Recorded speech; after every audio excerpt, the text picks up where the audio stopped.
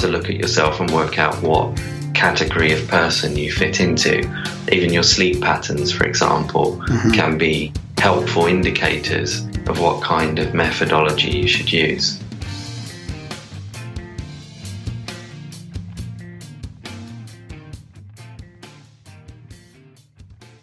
Okay, guys, welcome back to the Grimerica show. We are going to be chatting with Graham Nicholls a little bit later. 2 grams, lucky me. It's fun chat. But first, as always, Graham, I broke the water Dunlop. How's it going? Good, how you doing? I still can't believe you're wearing shorts in November. Why not? Hey, if these guys can run marathons in the shorts in the winter and stuff, like I can walk around in shorts. What's 12 degrees out. It's fine. Is it 12? Yeah. We should say something about Graham Nicholls, right? And what we're talking about. He's been training people to do OBEs, out of body experiences, for quite a while. He's developed like a sound technique and stuff, and he's been into the research about it, scientific research on OBEs, and it's pretty fascinating stuff. He's had so many himself. It's a great chat. He's an OBE-er? Yeah. OBE-er? Yep. Not you, though. It's not a Graham thing. Nope. I don't know why you thought I had one once, but... I don't know. Haven't we all? Maybe subconsciously. Maybe we do it every night when we dream. Maybe. No, I'll try. But you don't know. I'm going to try. Do you even know if you dream? Yeah. Yeah? What do you mean? Like lucidly or? Period. You remember them a lot? Yeah, totally. I had some crazy ones recently. I think there's herbs you can take to help that along. Probably. And there's herbs you can take to hinder that as well, apparently. Darren? What do I care? I'm not the one obsessed with lucid dreaming. I should just get into it for a couple of weeks, just see if I could pick it up. It'd be fun if I could just like go and dabble and do it a couple times and then, you know. Yeah, I get lots of listener feedback about lucid dreaming and people that have tried it and what has worked. And Really? Yeah. You got a lot of emails today? I got some emails, yeah, but I got a couple of articles to talk about as well. Is it about millennials crying? No, we're not going to talk about any political stuff. Well, this kind of gets into global banking, but you know, so that's kind of political. But if you want to hear our political mumbo jumbo, you can check us out when we go on Adam's show. We should go together next time. We could get you on a grant. Sure, if you want. Yeah. Right. Beauty. I was ready for a grant today, but we decided not to talk about politics on this show. We're done. We're done. I promised everyone that when it was done, it was done. Okay. So, I mean, I did what I felt like was my part, and now it's over, and we're done talking about politics. We will still, I've decided now that I've started, it's going to be hard to stop, so I'm just going to go on Adam's show once a month or once every 6 weeks and rant about it. And rant about it, so. It's pretty crazy right now, to say the least. It's unbelievable. It's unbelievable. What crazy times. It reminds me, you know, I have 2 toddlers, so I know what these people are going through. You know, just last night when it was bedtime, my kids went fucking ballistic. What people are going through? What are you talking about? These people. What people? These people. Okay. So what do you mean your toddlers went ballistic? With temper tantrums. Oh, really? And you're it's just almost a daily occurrence. Right, you know? There's at least once every couple of days, there's one of them has a temper tantrum. Yeah. They don't like to hear no. Yeah. But they do hear no. I think that's important. Right. That they get disappointed. But not for the sake of it, of no, right? And control and all that, right? I mean, no, just because some things are crazy. No, you can't fucking throw your sister down the stairs, or you can't use the knives, or you can't. No. Yeah. Fair enough. Yeah, exactly. And hopefully, you know, we take a turn back to that. As they grow older, you know, I don't want them to get a medal if they don't. It's good to lose. It's good to lose. When I lost, I didn't want to lose again. Next time I'll try harder. I got to practice. Losing sucks. It's supposed to suck. It's not supposed to be fun to lose. And you know, some people say it's not about losing, it's about playing the game. Well, that's bullshit. Playing the game's fun, but it's funner when you win. Yeah, but everybody can't be a winner. No, that's not. But to me, if we're playing for fun, I'm not having as much fun. I got hammered in hockey the other night. We got shellacked. So if you're not keeping score, if you go and you're not keeping score, is that fun to you? No. No. We knew we... What is wrong with you? I've got something in my throat. Yeah, I bet you do. Leftover Whether from we were last keeping night. score or not, the other teams, kicked their ass really good. Yeah, but even like a baseball game, if we're not keeping score, I'll play probably because I like to play baseball, but I have way more fun when, there's something on the line. When you win, even if you're not playing for anything other than fucking pride, it's funner when, you get up there and you want to win. Right. It's the last at bat and you're down by 1 or it's tied or something like that. You know what I mean? Yeah. Or you score a goal with a couple minutes left and you win the game. Like, If you didn't keep score, you wouldn't even know about that. Exactly. You wouldn't know about those feelings of fucking passion. And instead you display your passion in all sorts of crazy ways that aren't proper. Hypocritical too. That too. So what are you doing for the long weekend? I had to fix my sink this morning unexpectedly. Yeah. I just walked by my sink and I hear like, shh. That's weird. And I'm like, what? And it must have just happened today, luckily. It didn't happen in the night because it wasn't that wet down there. It took me a while to dry it up, but I just walked by. So I opened the cupboard and one of my connections, it just... So it wasn't like gushing out. It was like a pinhole just spraying out constantly. How long do you think it was doing it before you caught it? I think it just happened this morning. Wow, that's pretty good that you caught it. Holy shit. Yeah. So I went and grabbed a new faucet and got all that set up anyway. Really? Yeah. You had to turn the water off and all that? Yeah. That's why I was in a rush to get it done before we recorded. Yeah, yeah. Because there's no water in the house. Right. And I live with 3 girls. Right. Water is a necessity. You live with 1 girl and 2 kids? That are girls.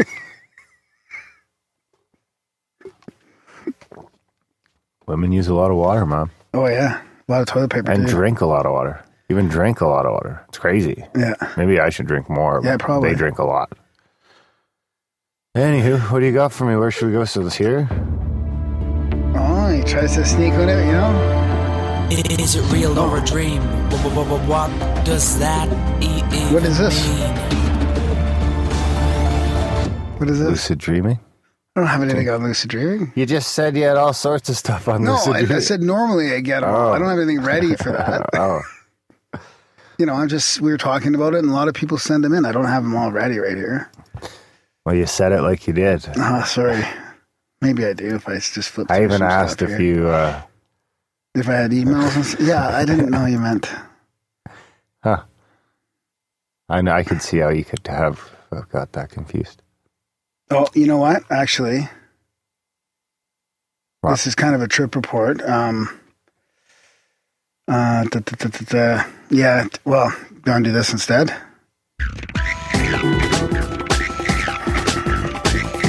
Grimerica Trip Report.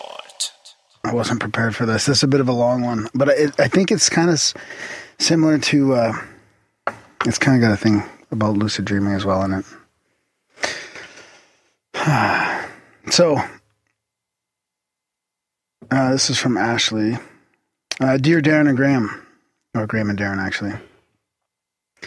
I've been meaning to write to you as once upon a time you saved my life. I found your show last summer while looking for interviews with Randall Carlson, as so many of your other listeners have. I was in Hawaii working on a farm and feeling rather miserable about my situation, which seems impossible if you're a permaculture oasis with a paranormal ocean and mountain views and a personal waterfall next to your open air hut. Wow. But mindset is everything. I began to listen religiously as I worked, devouring about 4 interviews a day, and slowly, as I rejoiced in taking in the knowledge that I had been craving, I felt myself coming back to life from a serious depression. Thank you for being there for me unknowingly, and thank you for all your hard work, your amazing guest selection, your silly banter, and optimistically realistic attitude about the world we've inherited. Oh, my love, Ashley. So, P.S., you haven't been getting many trip reports, so I thought you and your listeners might enjoy this one. It's long, but incredibly informative for people who may be interested in or just want to hear an in-depth experience with DMT. Actually, this is probably pretty appropriate for this episode with Graham Nicholls. Yeah.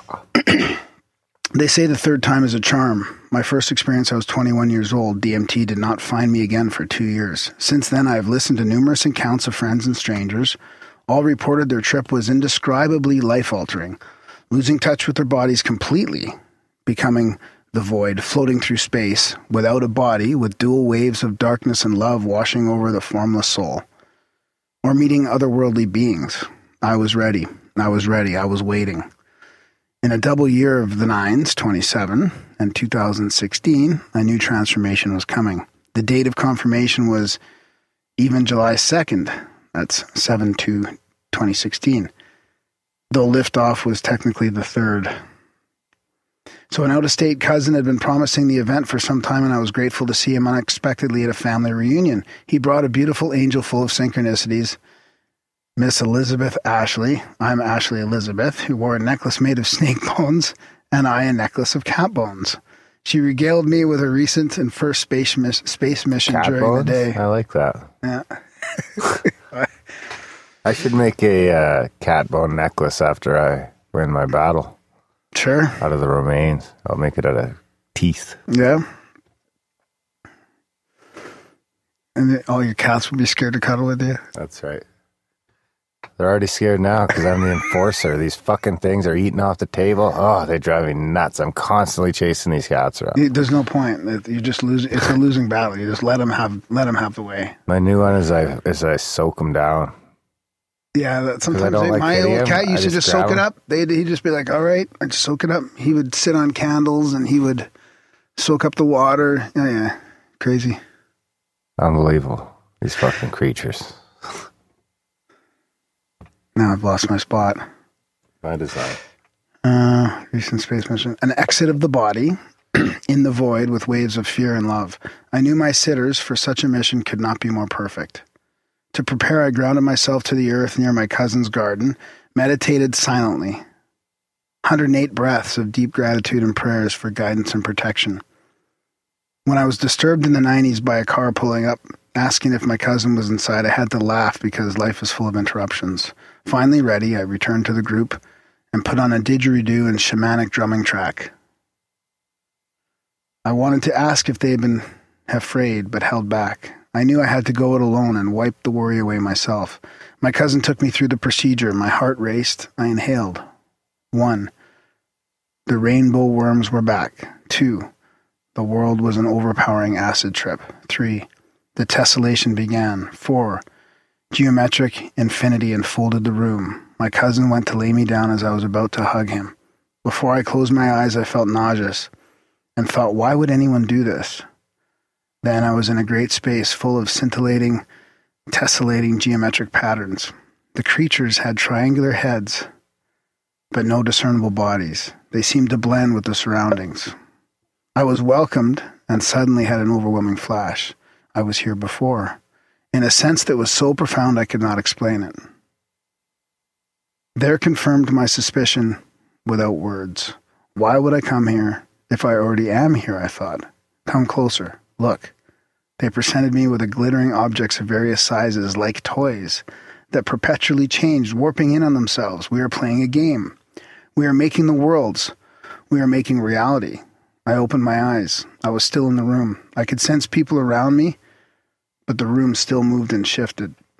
I continued to open and close my eyes to test my ability to travel back and forth. Soon they said, "You're going now. See you. See you." None of this was words. Everything was an instant feeling. There was no overwhelming emotion. All was jovial, lighthearted. "Welcome back, my cousins. Are you here?" The room continued to breathe for 10 or so minutes. Finally, I said, "I want to go again." They asked if I saw the room when my eyes were open, and I did. Did I remember breathing? Vaguely. They said I looked like I was sleeping or meditating. My breath was so deep and peaceful. I was grateful, especially after I heard some people look like they were having trouble breathing while they're gone.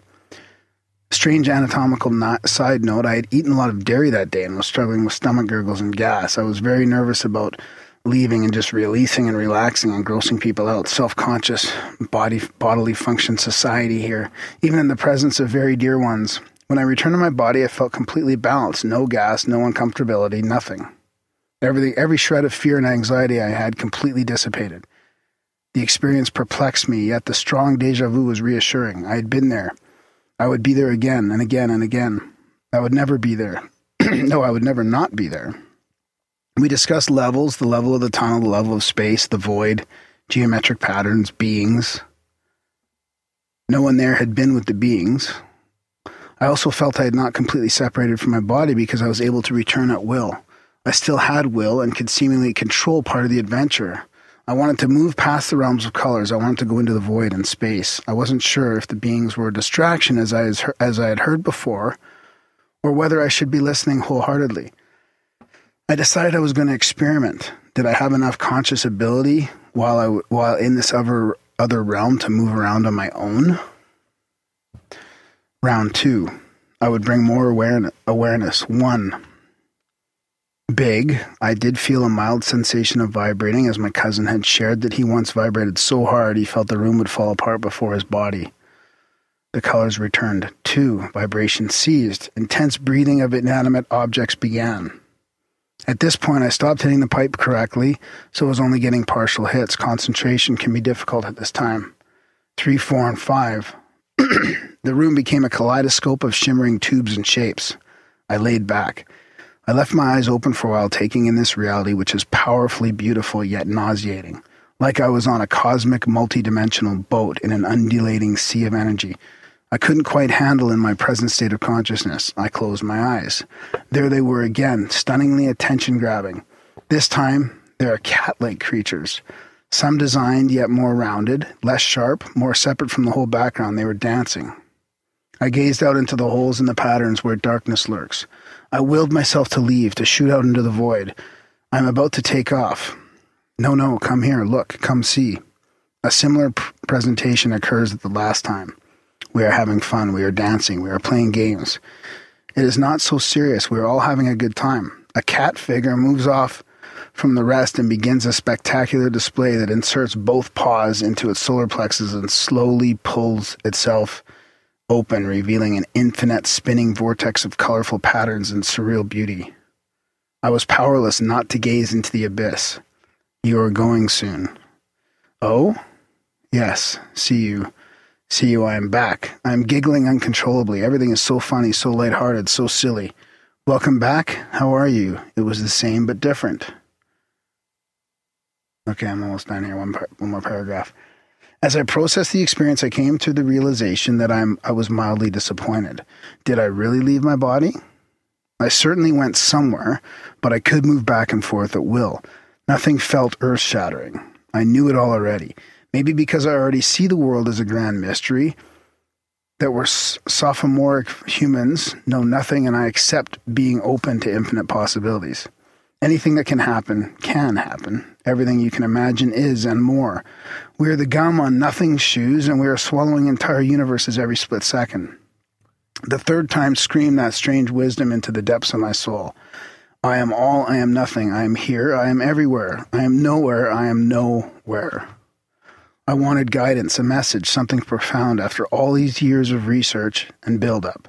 Yet the message was so simple, and I already knew to have fun in the beloved's divine game, and I am almost certainly taking the game too seriously. I also began to see I had wanted to die. I wanted it to be painful, and I wanted my ego to be shattered and shit out into a black hole. My whole concept of reality to be reworked, rewritten, and revised. My life, comparatively, is very sweetly privileged. I wanted to feel the depths of humanity's sorrows. I tell my own grandmother that life isn't all sparkles and rainbows, and yet when I traveled to the strangest dimension we are able to reach, I was told this is a game. It's all fun. It's all one. Enjoy life. I left with more questions than I started with. I do not feel it was the most profound moment of my life, but I probably couldn't pick one if I tried. Only a strong sense of urgency to engage in further exploration of these mysterious dimensions. It's all just a ride, man. I'm wearing my Bill Hicks shirt right now. All right, there you go. Yeah, that was good. Thanks, Ashley. Yeah, thanks a bunch. Great story. Well written. I was kind of there. Did that make you want to try that, Darren? I mean, did it mention, did I just miss? Did she mention how many times tokes she had? No, I think there was something in there about 3, but I don't know if that was her third time or 3 tokes. Because I was told that you should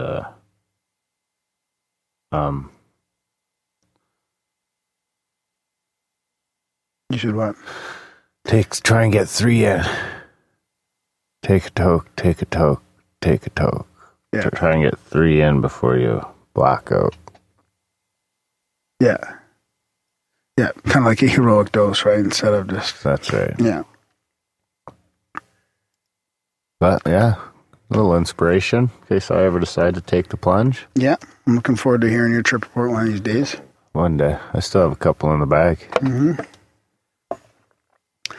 Right on. So, that I didn't plan on a real long one there. How much time do we got? I do have a cool WikiLeaks UFO quote and a couple articles I wanted to talk about. Articles? Yes. Articles of clothing? No, articles of global oligopolies. Oligarchies? Oligopolies. Oligopolies? Yeah. Is that like Edna Krabapolis? It's a... Okay, let's go with that. And now another edition of the Grimerican Goodies by the people. By the people. I thought I'd read this because it's super interesting. My mom and her friend Isis. ISIS? I mean,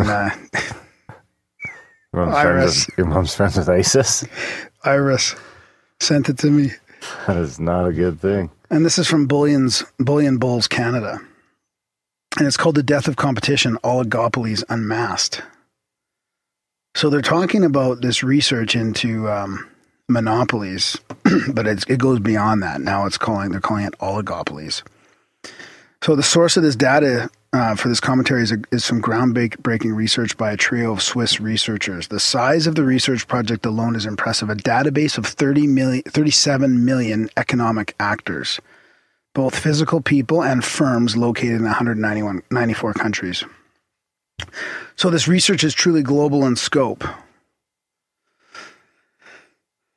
So, oh boy, this is crazy. So as they sifted through their database of 37 million entries, they eventually located the needles in the haystack, what they call the largest connected component. So that's an LCC. And it effectively encompasses about 3/4 of the global economy. Presumably all the most prosperous / affluent segments of our global economy. So within that LCC, we discover that there's only 737 top holders that accumulate 80% of the control. These 737 top holders are primarily all corporate shells, but also include a handful of individual oligarchs. Understand that these are by no means independent corporations. Rather, this is a heavily interlocked network of corporate fronts characterized by massive cross-ownership, i.e. they all own each other.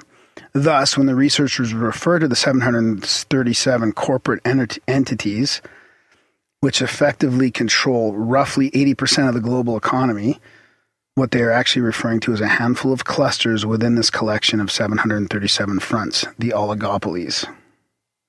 How small is a handful of oligopolies which has effective control of 3/4 of the global economy? The researchers provide us with one horrifying extreme example, what they refer to as the core. In detail, nearly 4/10 of the control over the economic value of the transnational corporations in the world is held via a complicated web of ownership relations by a group of 147 transnational companies in the core that has almost full control over itself. The top holders of this core can be thought of as an economic super entity in the global network of corporations. Let me reiterate the stunning conclusion. A single economic super entity by itself controls roughly 40% of the global economy. When the researchers refer to a super entity which has almost full control over itself, what they are discussing is no longer really an oligopoly at all, but rather a monopoly. One monopoly already effectively controls 40% of the global economy, along with a handful of mega oligopolies which control another 40% chunk. Perfect. Why would you want it any way other than that? We should see if we just roll it all into one. Yeah, well, that's like all the dystopian novels and stuff, right? I mean, sooner or later, it's going to be just a handful. Maybe it will be Trump. Everything will be Trump. Trump socks, Trump underwear, Trump toaster. Yeah, so the article goes on. Trump salt and vinegar potato chips. The article goes on That would be terrible. I'll just summarize the end of it here. Oligopolies by governments. See, this is what's fucking really going on, right? This is how they were able to bloodsuck entire populations and economies. Why did our governments stop enforcing antitrust laws? They were well rewarded for doing so. As long as the oligopolies are allowed to exist, our governments will remain thoroughly corrupt servants of these oligopolies. So at the end here it says, this one giant monopoly oligopoly with a chokehold of 40% of the global economy is more than three-quarter composed of financial holding companies. It is one big bank. Sounds about right. Such a shocking revelation is certainly worthy of much further discussion. Some of the implications of a global economy dominated by one big bank will be discussed in the sequel to this piece, The One Bank. So I'll put a link to that in the show notes. The other one is called Revealed, the Capitalist Network That Runs the World, and that's from The New Scientist. So it's about this visual representation. I've got it on Instagram as well, and it's got all these points of data in a big globe. And it talks about the 1,318 transnational corporations that form the core of the economy. It sounds like it's from the same analysis. And then it goes into how, of that 147, they list the top 50 of these super connected companies, and it's like the who's who of banking here, right? It's like Barclays, Capital Group, FMR, AXA, State Street, JP Morgan, Merrill Lynch, Deutsche Bank, Credit Suisse, Bank of New York, Goldman Sachs, like Morgan Stanley. So basically, they're at the top of the whole thing, they control the economy. Yeah. Them and insurance companies. Yeah, exactly. And drugs. Big pharma, yeah. Well, in the military-industrial complex, which is probably funded all. Oh, that's a segment I'm going to do coming up. Can't hardly wait. On the top secret labs. As he rolls his eyes. What, Graham the researcher, put your researcher hat on and dive in? Not really, just into the surface. Just a taste. Just a taste. Down in Graham, going deep. It's a profound UFO quote of the week. Words to ponder and critique. It's a profound UFO quote of the week. Hey, thinking of jingles, if there's any no agenda people out there that are doing jingles, send me a note, please. Send me an email. I have an interesting artistic collaboration for one, an idea. How come you don't get me involved? I already tried, and and even James too. I tried with you and James, and you both just brushed me off. I'm not going to say it on here. Okay. Somebody else is going to completely steal it, and I at least want some creative credit for it. Some creative credit that James and I both blew off. Exactly. So there you go, folks. Email Graham for his third shot at selling his jingle. People that are already making no agenda jingles will totally understand. They'll get it and they'll love it. Oh, is that the no agenda one? Yeah. Don't say it. I'm still pumped about it, and it's still more applicable than ever. How to make it yourself? It's still. I just figured out how to do a bunch of other things, and I don't have enough time right now. Well then, suck it up. So this is the UFO quote of the week. Are you ready for this one, Darren? This is a good one. Is it? Yeah. This is from Tom DeLonge. I've heard that before. Tom DeLonge Dong. Yeah. To John Podesta. Interesting news is the subject. I thought I would give you a piece of cool news to brighten your stressful and long days. When I interviewed you, I put behind-the-scenes photos on the social networks.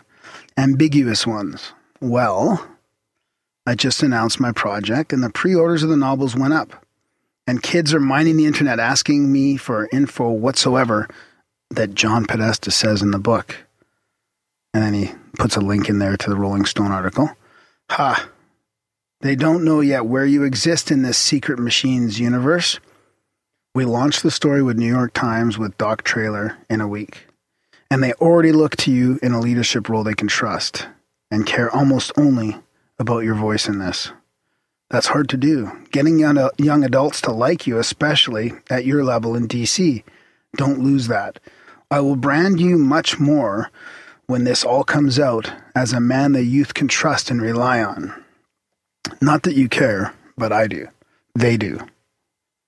This project is about changing the cynical views of youth towards government. My fans are trolling the internet asking about you. And I haven't even mentioned you yet. That's cool. The young adults are so passionate about this topic, and at the end of the day, they feel like you respect them. So they are seeking you out. Best, Tom DeLong. So, Podesta forwards this to Satan? to his whole spirit cooking audience.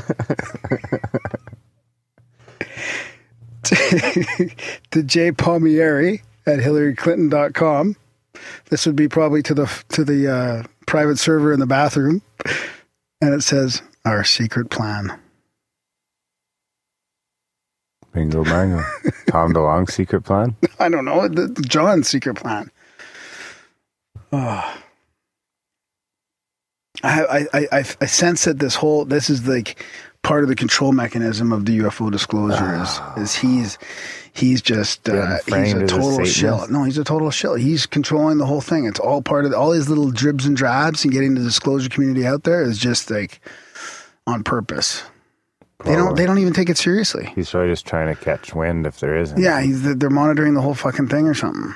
Then I don't know if they planned on this, spirit cooking and all this. Have you seen the numbers on his hands, and have you seen the video on the numerology? And like, there's some pretty crazy shit on there about him. Oh, really? Yeah. I've taken a break from the WikiLeaks. They're still pumping stuff. No, this isn't WikiLeaks. I don't think. This is just YouTube. I'll forward it to you. I haven't watched it yet myself, but I got friends of mine have been. YouTube feedback. Oh, did you? Yeah. Yeah, I got some too. Yeah. Yeah. Yeah. I got one here from, what is it? Pitcairn King? Pitcairn King? Oh. Pitcairn Viking. Oh, yeah. Yeah. Here, south of Boston, I heard about a landlord with a first-floor tenant complaining of a ceiling leak. Upon investigation, he found the second floor had a full-on vegetable garden growing on the living room floor, and opened the chicken cabinets to find the shit was converted into a working chicken coop. Darren could do that if he needs a space for his chickens. That's not a bad idea. Kitchen cabinets? You got to let them free run around, though. You can't have I think I'm going to get... What I want to do is imagine having your chicken in the cabinets. I want to give him a dog run. Yeah. Well, don't you have one out the back already? Yeah. Yeah. The only problem is the neighbor. I got to make it so the neighbor can't see him because he won't hear him. He just tell the neighbor. Well, just say, you want some eggs every week? You give him a couple eggs. I let him cut a couple branches off my tree that were obstructing his view. He came over and asked, and I was like, yeah, man, do it. Now I'm going to go over there in the spring and be like, hey, man, I want to have some chickens. And I think he'll be cool with it. Yeah? As long as they don't make a racket, I'll just say, hey, if they're making a racket, come over, let me know. I'll kill the fuckers and eat them. Yeah. Done. Experiment over. Yeah. Will you look them in the eyes as you kill them? Yep. Well, squeeze. Make sure there's no fear there. I'm just going to strangle them. What else do I got? Oh, a couple people touched in that they came from Media Monarchy, so welcome aboard. Yeah. Yeah, that's a good way to get a hold of us is through the YouTube comments and stuff. Also through Instagram. I'm on the gram and Darren's on the Twitter. Are you just staying off of my Twitter now? Yeah, pretty much. And I don't even have notifications on my phone, so I don't even see the tweets come over the phone. So I'm pretty much. It's a good thing blind. Your phone would have been busy last night. Jesus Christ. Yeah.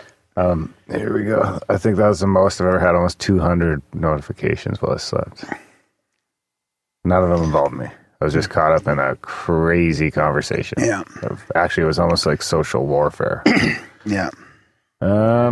So I got another one here on the Anthony Peake interview. My mind was blown several times over by this interview.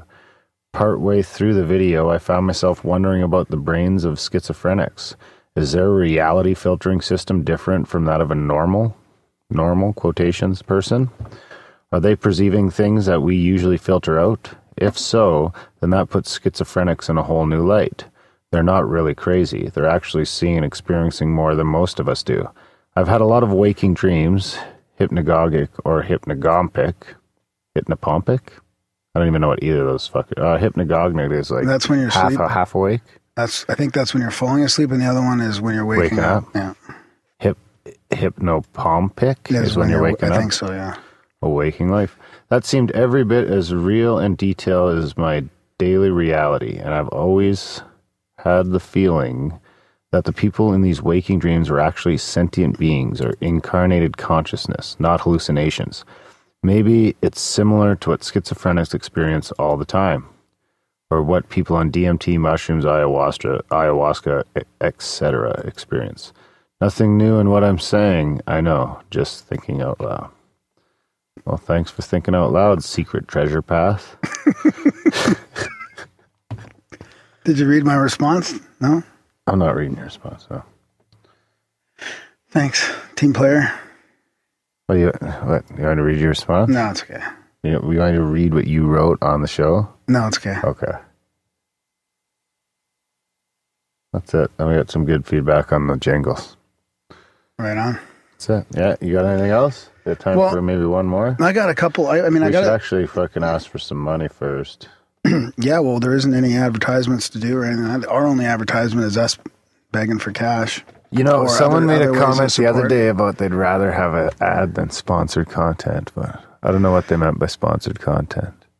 I wonder if that's what they think like when we talk about stuff. No, I don't think they're talking about ours. That's not sponsored content. I think they're talking about a real ad compared to the Joe Rogan style of just were we talking about that before? Oh, I think I talked about just having a recording of me asking.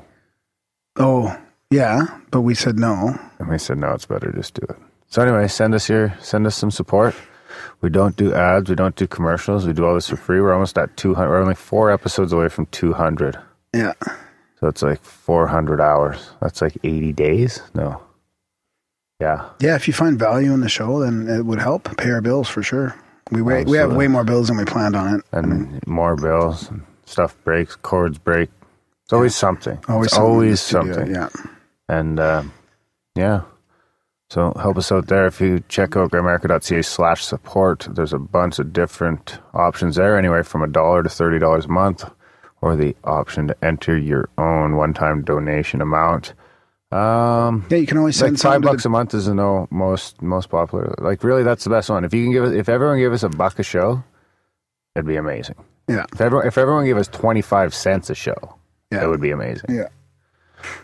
Of course, if you can't support us monetarily, you can review the show on iTunes for sure. That helps. I'm sure that our guests look at that before they come on as well, right?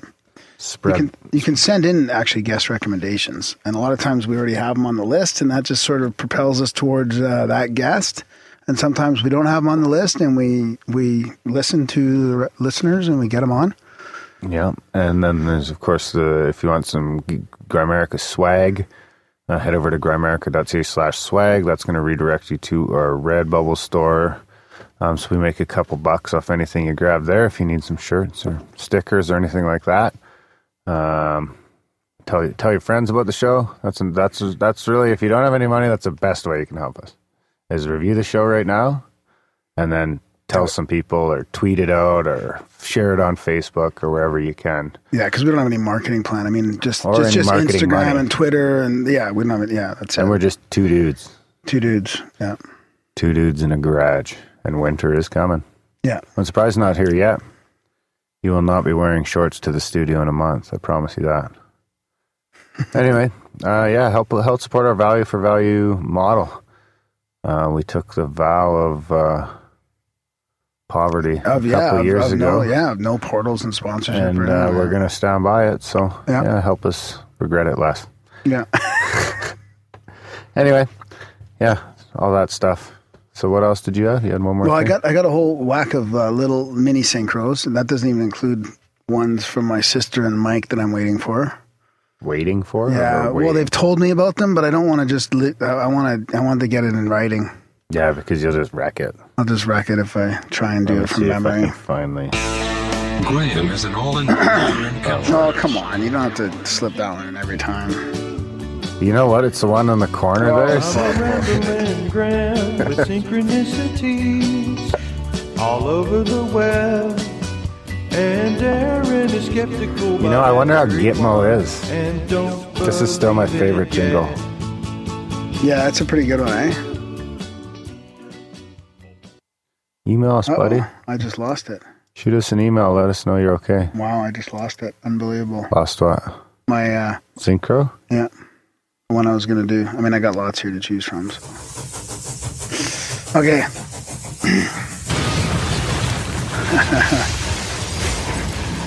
This is from, can I say her name?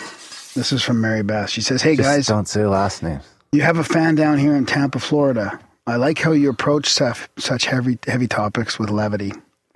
It's easy for these types of podcasts to be a little dry and pretentious. I, for one, enjoy the pre-interview banter. And Darren, in terms of your political views, don't let the bastards wear you down. Stick to your proverbial and or literal guns. It's election day here in the States, and depending on who you ask, I've either wasted or thrown away my protest vote and have somehow ensured a both a Clinton and a Trump presidency. I guess it's like Schrodinger's cat. My vote is for both until the ballots have been tallied. Pretty much. Now on to the synchro. My synchro. Not that there's anything wrong with that. Though I do like the idea of if you're going to vote for a third party, vote for Vermin Supreme. I adopted that from Curry. No agenda. Yeah. Have you Googled him? He's a pretty interesting cat. No, but I remember hearing something about it, and that was pretty interesting. Yeah. You're not sure, Google it. I think I've converted a friend of the show, Bill Loeb, to voting for Vermin next election cycle. You've converted a couple of Americans, haven't you? Yes, I have. I've been busy. Been busy from the igloo. That's right. I figure I'm far enough from the border that they won't come here and kill me. Now on to my synchro. It's nothing profound, but I think even the most mundane of them are worth considering. To me, synchros are like cosmic signposts. I was looking to buy a new car as the one I had was getting up there in miles. It was a 98 Camry that served me well over the past 8 years, so I wanted to find a newer model. My dad had just recently retired from the car business, so this would have been the first car I bought on my own. To me, this was a daunting task. For a couple of weeks, I searched online for a Camry that had the same qualities without any luck. So I thought that not having my dad's connections was the difference, and I should look for something like a Corolla instead. When I changed the search criteria, an Avalon popped up in the results. Since Avalons are nicer than Camrys, I was puzzled as to how this fit my budget. I looked at it and it seemed too good to be true. Low miles, great condition, etc. Since similar Avalons were out of my price range, so I called my dad to see if he had any insight. He told me to check the car's history. He explained that if I scrolled down to the bottom, I could see when and from and whom the dealership acquired the vehicle. The dealership will auction the vehicle after 90 days, where they'll get next to nothing for it. So they might have lowered the price. So while I had him on the phone, I pulled up the report at the top, and it names the dealership that originally purchased the car from the factory. When I saw the name, I about fell out of my chair. It was the same dealership my dad worked at, which is located 2 hours north of me, and obviously where I got my last car. This is too much of a coincidence, seeing how the Avalon was sitting at a Subaru dealership in the next county over from me, even further away. I scrolled to the bottom and bingo, I see they had the car there for 80 days. So my dad called the dealership he retired from and had one of the ladies he knows pull up the original sale. He, in fact, originally sold this very car 6 years prior. This sealed the deal for me. I immediately drove over to buy it. After beating up the sales rep a little more over the price because I badly needed a new set of tires, he said that it had been in the car business for over 20 years and that was the easiest sale he's ever made. So I suppose in a roundabout way, my dad sold me this car too. That's it. Seeing how I just signed up for a subscription, I'll go ahead and rate this one a 3.33 if you catch my drift, Darren. Keep up the good work, guys. I'm looking forward to your future endeavors. Did you catch that whole thing? Yeah, I caught it. Yeah, I'll give it a... that was a good one. Yeah, it's an 8.2. Nice. Yeah. That's a pretty good one. Oh, 333 don't hurt. Yeah. That reminds me of something that would happen with my dad for some reason. He used to actually tell me synchronicities before I realized they were synchronicities. So I hope she's having fun in her Avalon. Avalon. Yeah, it makes me think of the Roxy Music song too. Does it? Roxy. You don't even know that song, do you? I have no idea what the fuck you're talking about. What else you got? We are running a bit long now. Yeah, that's probably good, eh? That's probably good. Save some for next time. Actually, we should just do a show. I think we might do a bonus show just with listener. We'll just do listener stuff. Yeah, when we get too much, we can. Yeah. Just throw it out as a bonus episode and just chit-chat about it. Sounds good, man. All right. All right, guys, enjoy the chat with Graham.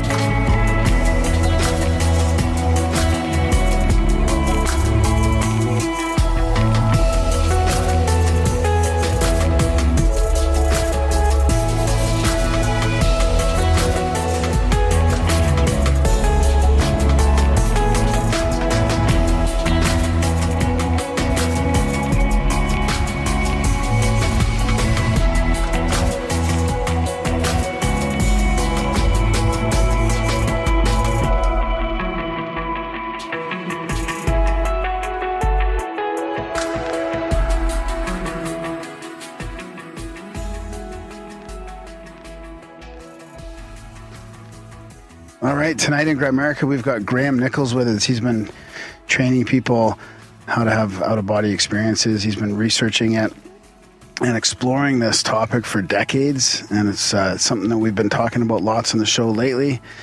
And it's really good to have a chat with Graham. I've heard him way back when, and it's funny after, you know what? It was Anthony Peake who mentioned you, Graham. And then I started looking into you, and I was like, I've heard Graham years ago, probably on Skeptical. And I was like, yeah, we got to chat with him. Yes. So, yeah, really good to have you on the show. Thanks for coming on. Great to be here.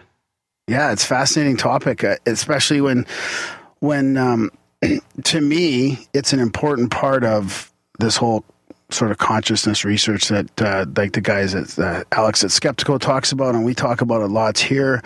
I think there's a lot of research with that and lucid dreaming and near-death experience and that type of stuff that eventually is going to sort of crack things open here. So it's good to have you on to talk about your decades worth of research, and maybe we can start with I don't know, maybe how you got into this, I guess, into the out-of-body stuff. Well, I guess that starts when I'm about 12 years old, and actually, it goes back even further to when I was about 5. I started having unusual experiences, not out-of-body experiences, but I had a very powerful apparition experience when I was about 5.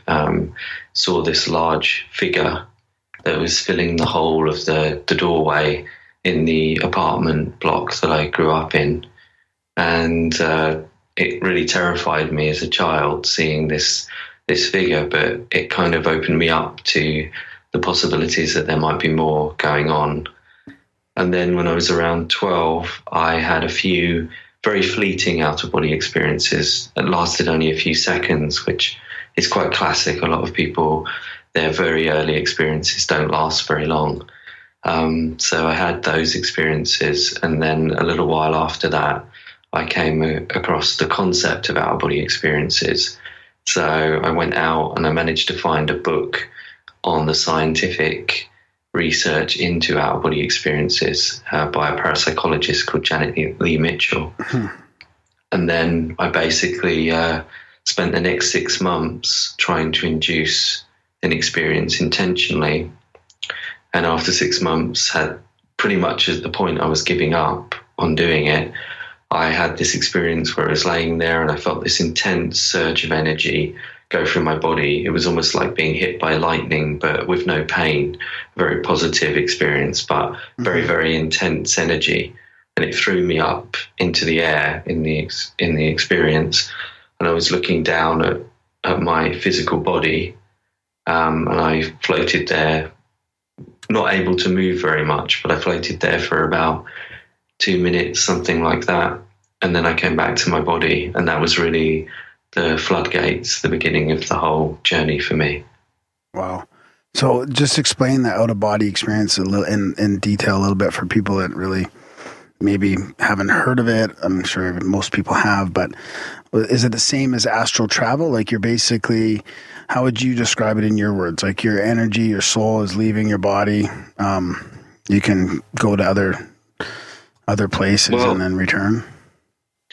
Well, astral travel is the esoteric term that's been around for a long time, I guess, for a self-induced out-of-body experience.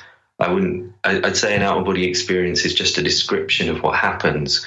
You feel that you're outside your body, whether that's a soul, whether that's energy, whether that's some form of extended consciousness. Mm-hmm. That's something that we have to answer through science, in my opinion. Right.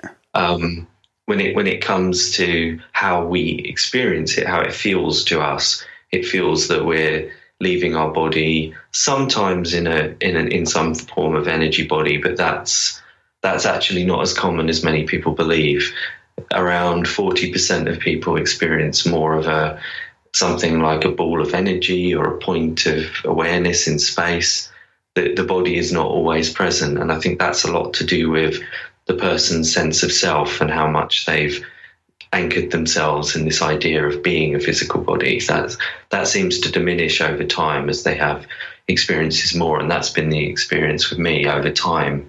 A sense of a body and things like that has diminished. So, but in that very first experience that I just described, I was floating there. It felt like there was a pole running from my head to my feet, so I could only rotate side to side. I did have a feeling of a body in that experience, and it seemed to be glowing with a kind of bluish, greenish light that was lighting the room. So it could have also been moonlight to some degree. It's hard to say definitively now, but I remember the curtain was open a bit and there was light coming in as well, so it could have been also from outside. But the room was lit with this kind of bluish energy light, and I looked down at myself. I saw my physical body.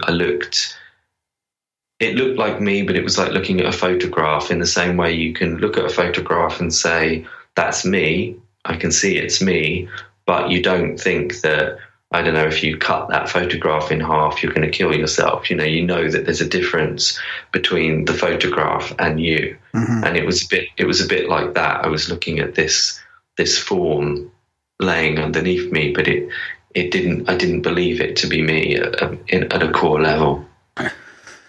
So are you saying that there's different levels then, it seems like, of out-of-body experiences? Like some people, like 40% of the people experience this ball of energy, and then some people actually feel like they leave their body and travel around?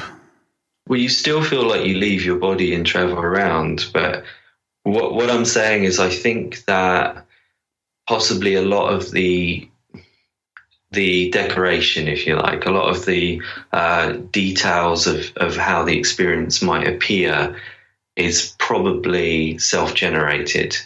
I think that some aspects of the experience are purely objective and some elements are subjective. So I think, like life when you're walking down the street, our senses are seeing things, but also the brain is creating the ultimate image that we have of the world, possibly. Right. And then, it filters things out, it adjusts things. So, we often believe that we're seeing things purely as they are, but when you actually think about it with more depth, I guess, you realize that that's too simplistic, that actually there's a more complex process going on.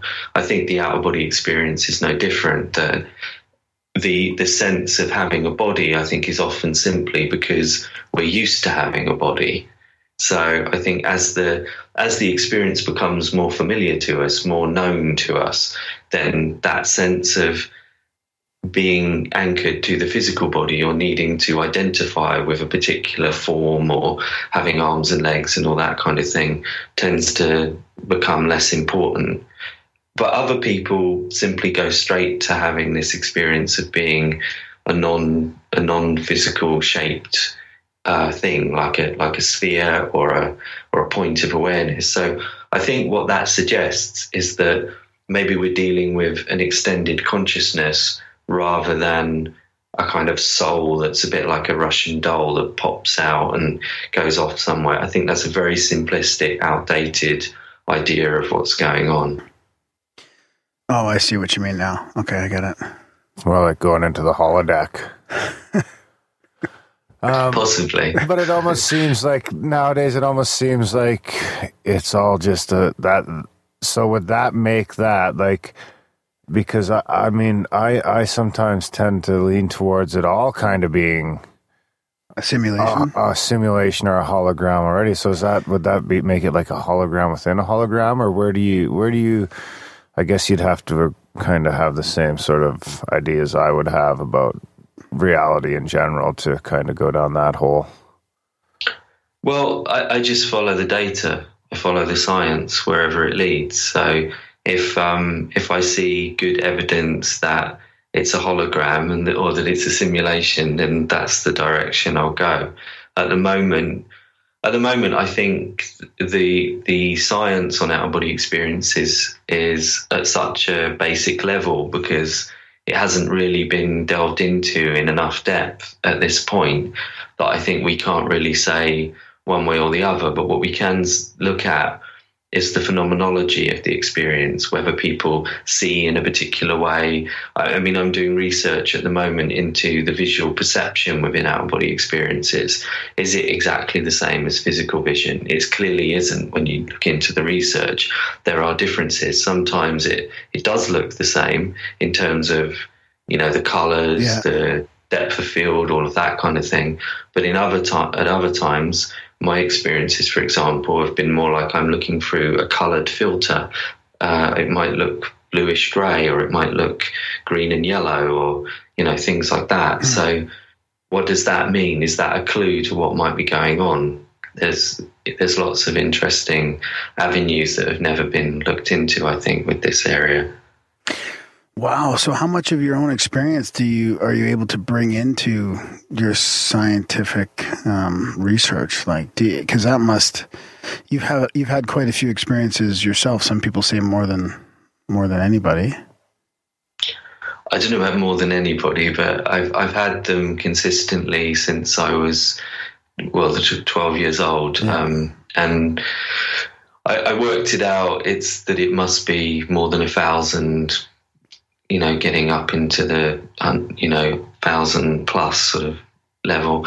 I worked out that if you averaged it at about 3 experiences a month, which at some points it's been much more than that, at other points it's been maybe less than that, but if you averaged it at about that, looking at my diaries, I've got diaries going back to 1990.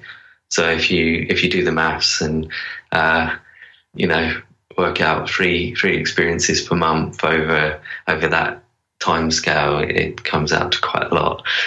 So are you that comfortable now when it happens that you're out there looking for, like you're trying to actually look at things in a scientific way? Like you're like comparing, your perception or comparing the environment and your feelings. Like it must get to the point where you're thinking, okay, now next time I go in, I'm going to look at this. It'd be 936. I do, yeah. I wouldn't say it's the primary focus when I have an experience, because I tend to let the experiences unfold. I do tend to think there's a certain guidance or a certain aspect within the experience that maybe is more of an unconscious aspect. And I think often you get drawn to very interesting locations and scenarios and things like that. But having said that, once I get to those kinds of locations, if something very interesting's happening, or if I think that this is a particularly clear experience and I might be able to verify something, or I might be able to detail the visual side, like I just mentioned, then after the experience, I'll write that down immediately so that that's recorded. So then I can use that in future research or studies or whatever. Right. Have you ever tried to do any like go into sleep or into some sort of a state while you're already knowingly in a state, like inception levels? I guess kind of like when you're in this out of body state. Have you ever tried to like meditate or kind of go in further? I have tried things like meditation within that state. Yeah, I'm very naturally good with trance states. I go into trance states very easily. I think because I've been practicing this kind of thing so long, and also I started working with a mentor when I was about 15 years old. I used to sell books at his lectures and things like that, and he used to teach astral projection and different esoteric philosophies. His name was Douglas Baker. So I used to work with him from my early teens, and he gave me a lot of ideas in terms of practices and different techniques and things like that. So right from that age, I've pretty much been consistently practicing Zazen, pranayama, different yogic practices and things like that, as well as more, I guess you could say, shamanic inspired approaches like sieving, which is kind of like inducing a kind of shaking vibrational kind of experience in your body, which can help go into trance, different things like that. So I've worked with lots of things, as well as technology and virtual reality, immersive technology, things like that. I've been doing that since the 90s as well. What works best? Like what's not best, say what's the easiest for someone who hasn't spent a lot of time? Like what if you were just starting today and you knew what you knew now, where would you start? The easiest is to pay attention to who you are as an individual. What most people do is they hear someone who has a particular technique or whatever that worked for them, and then they try to copy that technique. But the thing is, it's a bit like we're all at different levels. If you went into to learn music and you've never touched an instrument in your life, and then you tried to play some complicated piece of music, it's not going to work, and you're just going to make a noise. Whereas if you go and get training step by step from the beginning, then you'll probably get there. But people are at different levels, so you have to take into consideration the levels and what someone is naturally gifted at. One person might be a musician, another person might be an athlete, another person might be more of a painter. You know, you have to look at your kind of skills, and when you apply that into a kind of out-of-body context, techniques, if you're very good at visualization, then a visualization technique is probably what you should do. Right. If you're terrible at visualization, then why would you do a visualization technique? But a lot of people don't think about this. They just go, oh, I heard this technique works and that technique. There's too much obsession with techniques. There's a much bigger picture going on. It's much more about developing consciousness as a whole, looking at your state of development in terms of how well you deal with stress, your depth of relaxation, your intention, all these kinds of factors. Yeah, there's a lot of different elements that play a part in the bigger picture of inducing these kinds of experiences. Is there any evidence towards people with autism and things like that having, almost being sort of how some people are musical savants, like how maybe some of these people with autism, other disorders, are spending sort of more time in that state? I haven't looked in depth into people with autism, but definitely savant children seem to be very good at doing psychic experiments. And I tend to think that psychic abilities are on a continuum, and someone who is gifted maybe with telepathy or something like that is probably going to be quite effective with learning to have out-of-body experiences or to do other kinds of psychic abilities as well. So it sounds like that fits into your training, is you have to personalize each person's training, I guess, right? To see, because I know that I'm not very good at visualizing, but as you were talking about that, I was trying to think about how I would, yeah, I'm definitely not good at that either, but definitely how I would try and figure out what technique worked best for me. And I mean, I know music has an impact on my physical body, like, like giving me the shivers or vibrations and stuff like that. So maybe I would have to go down like more of that road than trying to do visualizations. Yeah, sure. I mean, I use Infra-Liminal sound, which is my sound technology. It's not binaural or got anything to do with that kind of stuff. But Right. it was mapped on the vibrational state. The vibrational state is the common state prior to having an out of body experience. So basically, since about 98, I did research into my own vibrational experiences and state, and developed the technology to try and emulate that kind of state and help people get to that first stage of the out of body experience. So there's ways that you can use sound. There's ways that you can use physicality. There's different approaches depending.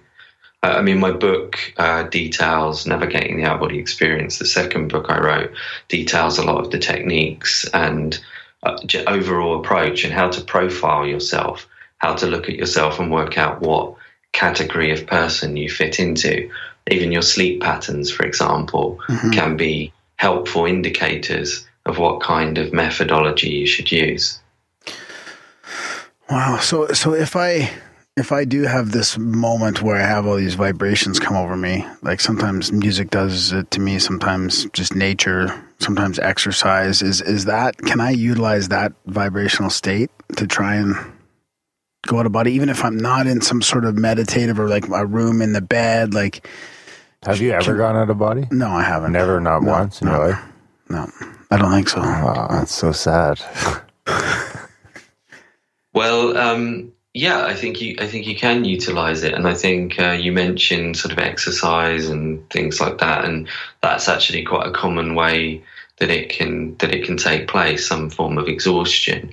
If you reference shamanic cultures, a lot of them use drumming, dance, things like that to a point of exhaustion and ecstasy, and then they'll go into a kind of out of body experience as a result of that.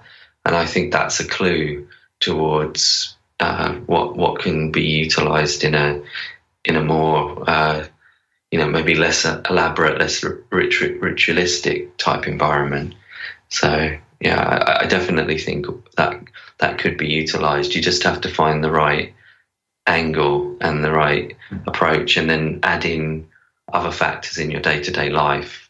It could be diet. It depends on you. Like I say, you need to look at yourself, do a profile of what you need to look at.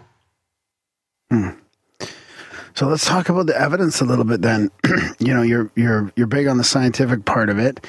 Where are we at in general as a big picture kind of thing? Like, can you say for sure that this is a reality and that people are doing it? There's enough anecdotal evidence of corroborating, people seeing something or knowing something that they couldn't have known that's corroborated by other people. Like, where do you stand on the full evidence? I mean, we talk about this consciousness stuff all the time on the show, and it seems to be a big sort of overarching theme, kind of like skeptical in a way where, there's all this evidence, but it's just ignored by the scientific community.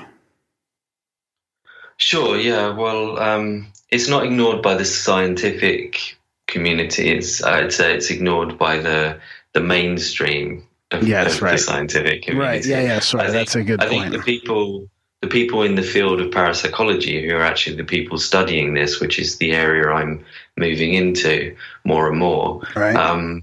Those in that field, it's not particularly controversial. There's a few skeptics within that environment, but the majority of people actually doing research within parapsychology are people who say that the evidence is strong. Yeah.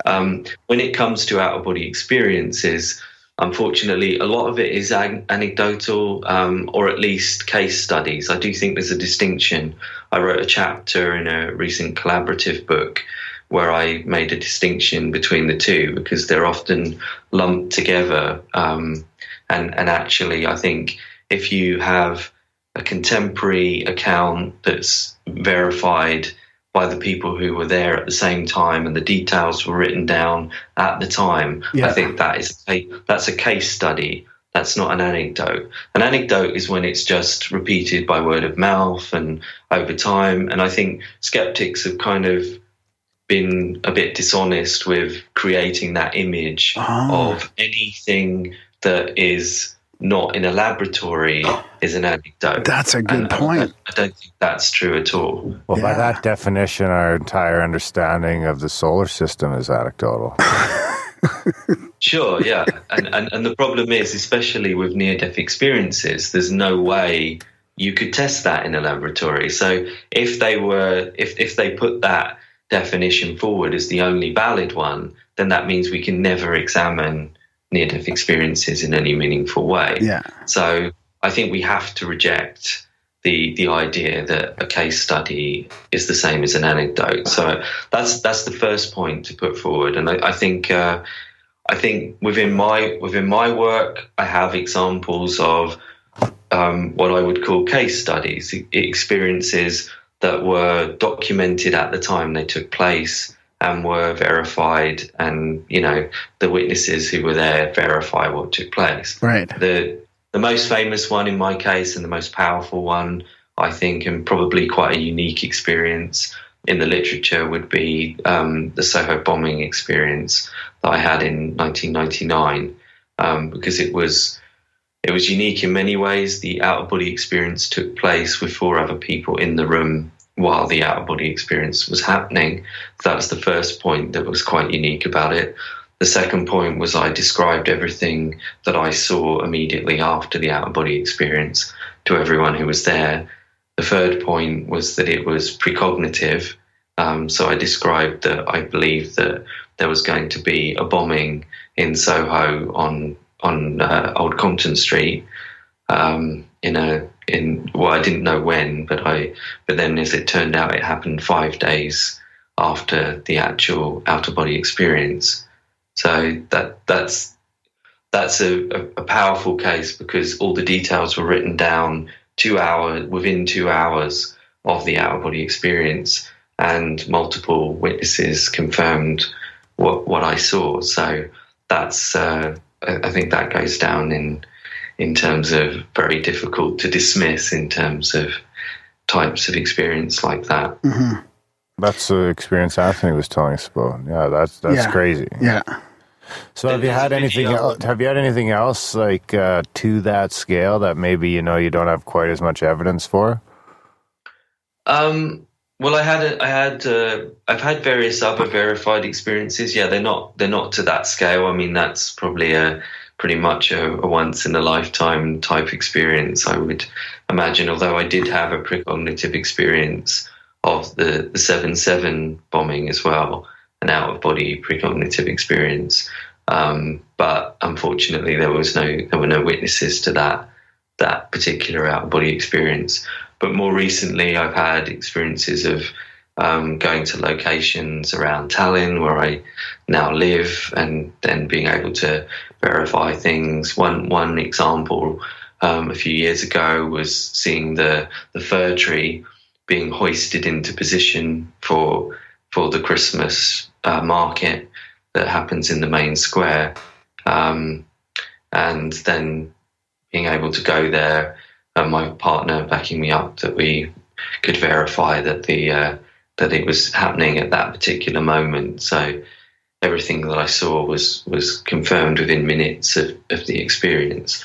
So that's an example of a more day-to-day type experience that can be confirmed. So yeah, without the precog in there, which is probably a little easier for some people to swallow as well, right? Like that's the challenge with, when you talk about an OBE, then remote viewing. And then of course, I've always been very happy to work with scientists as well. So I've taken part in Dean Radin's experiments at the Institute of Noetic Sciences. I've organised and taken part in experiments with Rupert Sheldrake. I'm currently working with an OBE researcher in Italy. So I'm constantly working with scientists as well, and open to working with balanced, genuine scientists who want to look at the subject. What about, are you able to use it for any sort of remote viewing or anything like that? I do practice remote viewing as well. Yeah, I'm very interested in remote viewing, and I've spoken on the correlation between remote viewing and out-of-body experiences. I did a talk at the International Remote Viewing Association conference a couple of years back, where I described I think they're, again, like I mentioned a bit earlier, I think they're on a continuum. I think something like remote viewing is on a continuum with out-of-body experiences. I think that the deeper you can go into a kind of remote viewing type experience, the closer you can come to a fully immersive out-of-body experience. If we think about it, if you could rewire the brain so that all of your senses were experiencing, say, through some kind of avatar at another location, then you would essentially experience as if you were having an OBE. You would feel like you were at that other location. And I think remote viewing is, you're using those same faculties, but you're just using them with more conscious awareness. It's like there's two levels apparent. Whereas when you take those levels completely down in terms of your consciousness, you go right into the fully immersive experience. That's what we then call an out-of-body experience. So do you think it is an actual, like, out-of-body experience in that case if you're remote viewing something? Like, do you think some part of you is traveling there? Or do you think you're channeling that through the consciousness or whoever's, knows that already? Well, there has to be something picking up the information or something at that remote location on some level. So I think that when you look at it like that, but then we get into the whole question of movement and space and things like that, and distance. And when you start to think in more quantum terms, the idea of things being separated by distance starts to even become not quite so convincing. So if something like an out-of-body experience is happening related to something like quantum mechanics, which various scientists like Brian Josephson, who won the Nobel Prize for Physics, so I think he knows what he's talking about, he argues that it could be some kind of quantum entanglement effect, a biological use of that effect. Then we have things like Orr, Roger Penrose and Stuart Hameroff's idea. Yeah. So there's various models that allow for some kind of quantum effect to allow consciousness or some form of information to travel over distance. But like I say, the more it becomes like a can of worms, because the more you start to think about distance and separation and things like that, the more that all breaks down and the more it becomes kind of meaningless. I think in some ways, consciousness itself seems to be much bigger and much more complex and much more expansive than the simple brain, well, not simple, but the brain-based models that we currently have. So if that is the case, then I think the separation probably between physical reality and mind is probably very, very minimal. And I think that's why we get things like mind-matter interaction.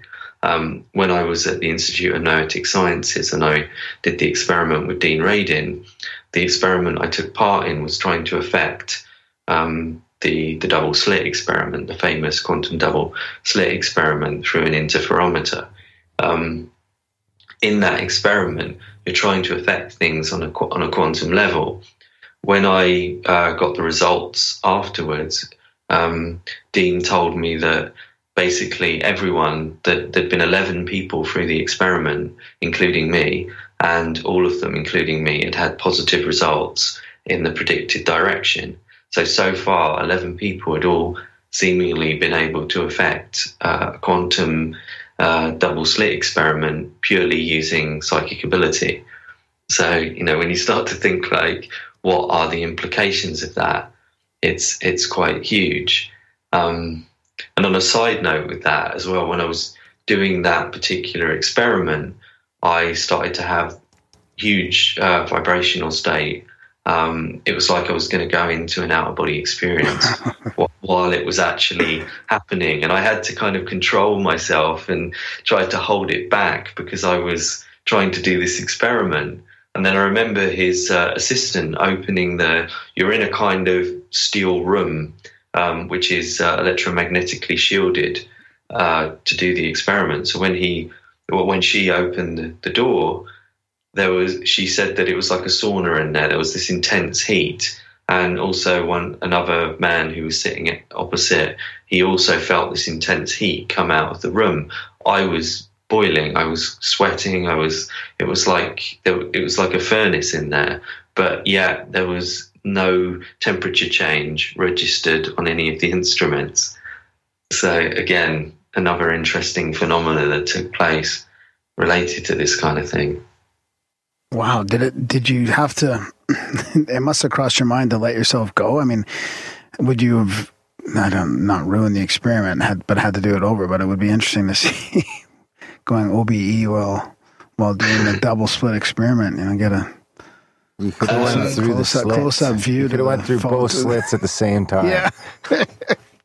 No, I tried to contain it in that particular experiment, but we did also do another experiment where I attempted within an out-of-body experience to affect the double slit. So that took me over 3 months to achieve a stable enough and reliable enough and clear enough out-of-body experience to attempt it. This is another thing with OBEs. It's generally talked about as if it's so easy and every experience is exactly the same and all this kind of thing. But I think, like a lot of things, there are peak experiences and more average, less interesting, less controllable, less vivid types of experience. So you have to aim for that moment when everything is working, like an athlete, to use that analogy again, that you have to be in the zone, there has to be these moments when everything's right. Yeah, that flow state. That's what, that flow state. Yeah, and that's what happened on that particular day. So then I attempted to affect the double slit. We don't know the results of that yet, though. But that was one we tried. So I'll be interested to know what happened if the OBE did affect it in any way. Yeah, that'll be interesting. Wow. So you've marked down the time and when that OBE happened, and then they'll go back and look at the records of the double slip and they need to. Yeah, Dean needs to analyze the data. Yeah. Wow, that'll be interesting. So is there like a magic hour? Is there an hour that you tend to drift off more often, drift out of body? I wouldn't say an hour. I mean, for me, it tends to be sort of evening, but that's just because I'm, again, my chronotype is I'm more of a nighttime person than a morning person. So my OBEs tend to happen late evening, not from sleep, I should point out. I'm quite adamant. I don't think there's any relationship with lucid dreaming in my case. I was just going to say that. I'm not even really any good at lucid dreaming, so it seems quite ludicrous to me when people say that it's lucid dreaming. It's because I'm not even asleep when it happens, so that's always a bit confusing to me how I'm dreaming when I'm not even asleep. But yeah, so it's for me, it's more akin to something like deep hypnosis, or maybe something like a mediumistic trance, or maybe a shamanic trance, something like that.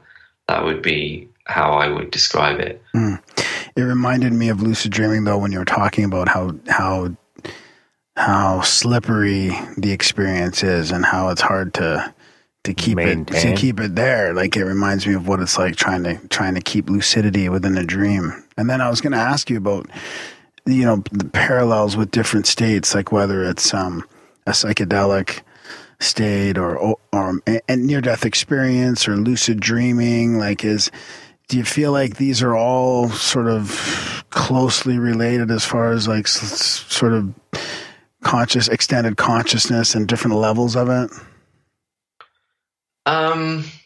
It depends what you mean by closely related. Like, am I gonna? Is there a chance that if I had an OBE, would I bump into somebody who's lucid dreaming?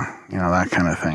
I mean, put it this way: if is conscious awareness closely related to lucid dreaming? Yes. Okay. Well, if you think that, then the answer would be yes. For me, I think they're quite distinct states. I wouldn't say that they're both states of consciousness, yeah. But then if we're going to discuss any state of consciousness, then obviously there's an automatic relationship. All states of consciousness obviously have that core relationship. But to say that they're similar, when I did a comparison, and it's on my website for free if people want to go and have a look, I wrote 17-point comparison with out-of-body experiences and lucid dreams. And I think the closest you could say is they both involve having your eyes closed. See, that would be about as far as I'd go with the relationship. See, for me, they all have the similarity to them all is that your body is not doing anything, and your consciousness has sort of left your body for lack of whatever. In all those states, and all those states are sort of conscious forward, and the body is still. I don't see any distinctive aspect in a lucid dream that suggests you've left the body. You've just highlighted actually a distinctive factor between the two, because in an out-of-body experience you often or usually experience floating out of the body or floating away from the body at another location. In a lucid dream, that's very rarely the case. You usually experience that your body is your body. You just experience it like you would normally in a particular environment. Usually the environment is surreal. Another distinction between an OBE and a lucid dream. There's usually difficulty remembering what happened. Another distinction between OBEs and lucid dreams. My OBEs are usually more vivid than physical memory. I can go on, Yeah.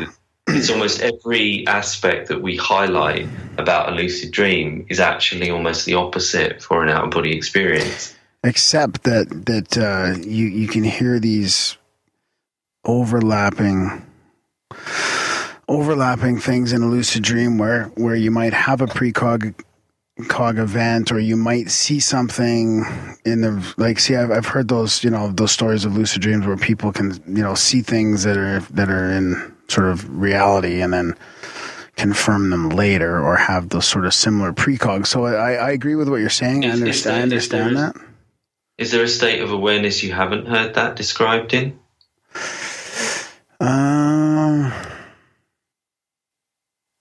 Yeah, that's a good point. I mean, I think we have a tendency to put everything together. We want to sort of lump everything together. Yeah, and I think that's actually not very helpful when we're trying to do research, because I think often the similarities are superficial similarities, but in actual fact the details are quite prominently distinct. Yeah. And I don't think it's sort of a negative to lucid dreaming to say they're different, or a negative to OBE to say they're different. Oh yeah, exactly.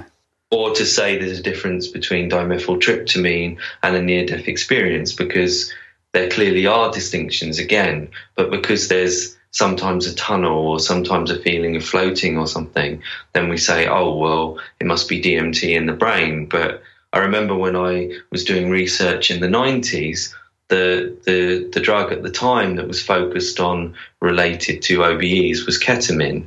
And everyone was talking about ketamine as being the relationship with OBEs. But ketamine's not generally believed to be in the brain. So as far as I'm aware, I might be wrong on that, but it's not generally, as far as I know, connected with being in the brain. So there's not as much talk about it now. Whereas DMT, because there's a relationship in the brain, we're like, oh, well, that must be what's going on.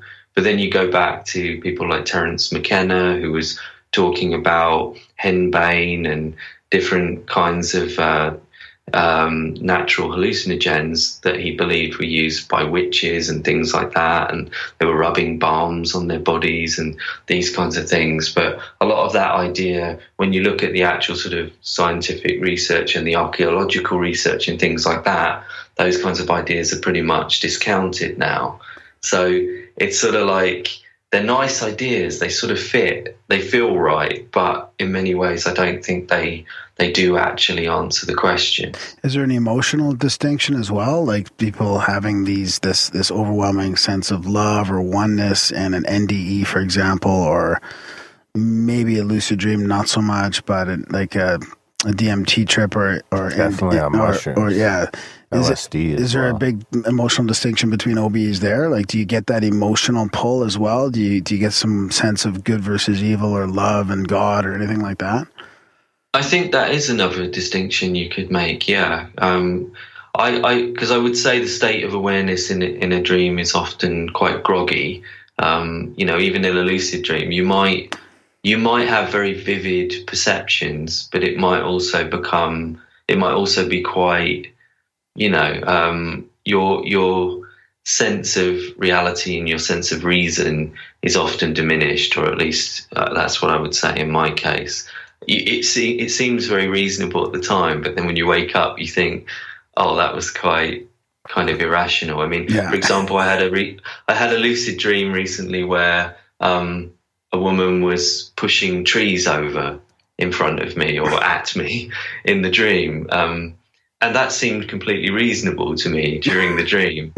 But then when I woke up, of course, the idea of pushing a woman pushing a tree over is quite ridiculous. But that's an example of how your sort of brain function works. And the classic reality check, you look at your hands in a lucid dream, they break down because of your brain rendering the image. Basically, it can't keep up, and so in up to 90% of instances of text as well, for example, writing text, the text will melt or break down or distort, change, things like that. So whereas in an OBE, that's not the case, at least there's also problems, I guess, we get into because of definition, and some people will describe something that to me is clearly a lucid dream and they'll call it an out-of-body experience. So that can actually cause confusion to people as well. So we should sort of highlight that as well. But when I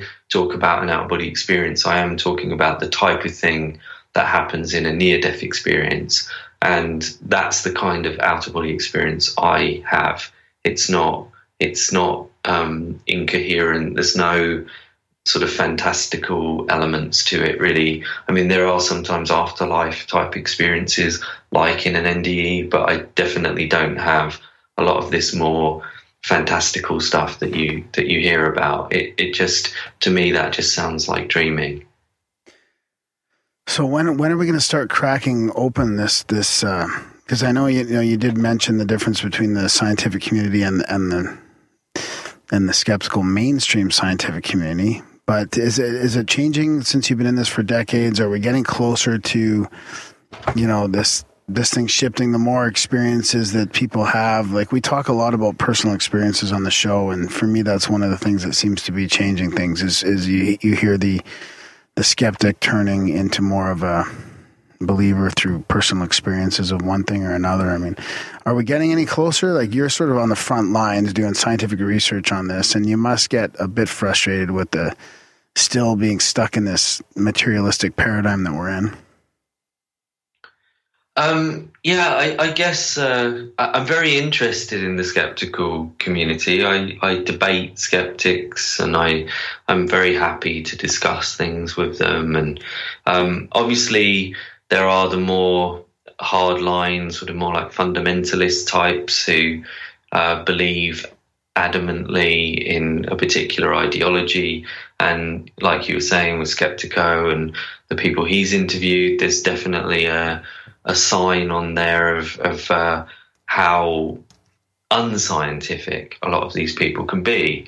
And I've experienced that directly with debating skeptics who, when you say, well, you think the evidence is bad, so what evidence have you actually looked at? Can you give me a single example? They can't do it, and because they basically have never looked. Then you get people like Chris French, for example, who's probably the most prominent skeptic in the UK, who I think is actually quite reasonable, and he has looked at the evidence, and I think he's made a completely reasonable choice that he leans towards there isn't much to it. But I think that's completely valid too. We need to be fair-minded on both levels. We need to look at what the evidence says, and I completely feel that OBE research doesn't have enough for us to say much conclusively at this point. But that's not because the science is bad. That's because we haven't had enough research done. And I think that the problem with the skeptical community, the more negative side of it, is that it limits research. It holds things back because it says, oh, that stuff is all debunked and it's all rubbish and we don't need to look at it. And, so then scientists steer clear of it. It perpetuates this taboo where people think that it's professional suicide if they go and research these things. So then you get scientists who are basically in the closet and they believe that these things are real because the evidence says so, but at the same time they won't publicly admit that because they don't want to lose their careers or be ridiculed, etc. Yeah. So I think there is a change, especially in terms of telepathy. I think there's been a move towards that becoming much closer to being accepted. I think of all the psi abilities, that's the one that people are most open to. But it's still a long way because until we have some kind of mechanism, I think that's going to be the turning point. That will be the point that science, in terms of the mainstream of science, will start looking at these things. If there was some way that we could fit it into the standard models. One of the mantras you hear from the skeptical community is that basically, the paradigm is against these kinds of things, that there isn't any evidence for it, that nothing's going to change their mind because there isn't a mechanism. It's impossible. Yeah. You hear that word a lot. It's impossible. So without this idea of a mechanism and that it's impossible, it's very hard to move forward.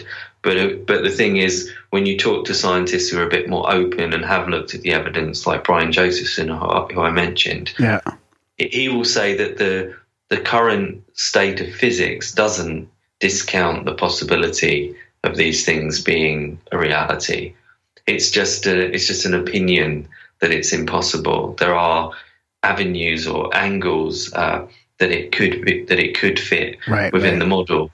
One example of that is hidden sector matter from string theory. That's another area that I've recently heard that could allow for some kind of energetic structure or form of consciousness to have a way of being independent of the brain, for example. There's I think as we go on, there's going to be more and more of these possibilities opening up. But I'm not claiming to understand or that any one of them is correct. I think that we just have to keep going with the research. So what would be your stance on that then? How would you say so you agree with some of these guys that there's, lack of research, obviously, and a lack of hard evidence, but that there's a reality there. So how do you articulate your stance on that as far as like the reality and the amount of evidence that there is right now? Like there's obviously evidence that something is happening. Well, yeah, I think there is good evidence in terms of case studies and in terms of some lab work. Like the most recent is the researcher in Italy who I mentioned, Patrizio Trasoldi, hard name to pronounce, but yeah, he's essentially doing some research in Italy, and he's shown veridical laboratory-based evidence using hypnosis that confirms out-of-body experiences are objective. So that's an example of someone who's doing exactly what the skeptics say they want to see. Lab work, multiple subjects, induced in a controlled manner, and getting positive results for out-of-body experiences. So this just has to happen more and just become more of it's frustrating because, they're willing to talk about, you hear more in the mainstream about multiverses and all these other theories like string theory, and that's probably a little bit more prominent, but the dark matter and the dark energy and the holographic universe. I mean, you're starting to hear all this stuff, yet they still just don't want to acknowledge that, consciousness may be, outside the brain. Well, it would open the door to, I think in their view, the Dawkins and people like that of the world feel that it would open the door to religion. And I think that's their big fear. And they could be correct about that. Yeah. But the bottom line is it doesn't change what's true. Just because you don't want to give any ground to the religious community, that's not a valid reason to hold back what actually might be true. But I think a lot of skeptics are just quite poorly informed. I mean, Dawkins is a good example of that. He just takes his information from people like James Randi, and James Randi's been shown to be dishonest. There's a book called The Heretics by Will Storr, which I highly recommend, a really great book. And in there, he heard from Rupert Sheldrake, who I personally worked with, about James Randi's dishonesty. So he actually went and researched it and looked into it and found that what Rupert Sheldrake was saying was true, that there was evidence in the public record that Randi had been dishonest about multiple things. So, That's brutal. I do want to talk a little bit more about this infra-liminal sound because I've tried the binaural beats and the Monroe Institute stuff, and it's definitely helped me relax. I mean, it hasn't helped me induce any out-of-body experiences. Some of those cool instruments are real. You can feel them like tingling down your spine. Yeah. Well, that's because but the Monroe Institute has all kinds of different hemi-sync music, Darren. But what about this infra-liminal? How does that differ, and how does that help change your state of consciousness? Well, I guess in some ways I need to tell the story a bit of my immersive structures and immersive technology, because going back to around 97, I was interested in ways to use structures, technology, sound, visuals, hypnosis, all of these different things to increase someone's chances of having a consistent out-body experience.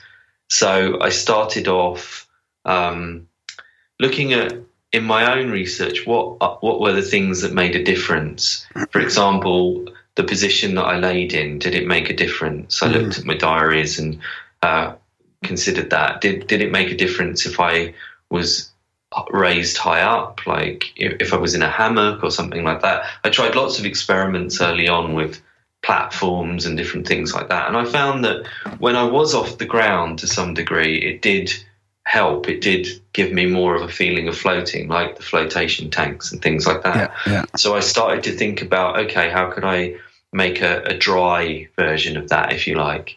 And I made a structure called Epicene, which was the first one I made in 97, 98.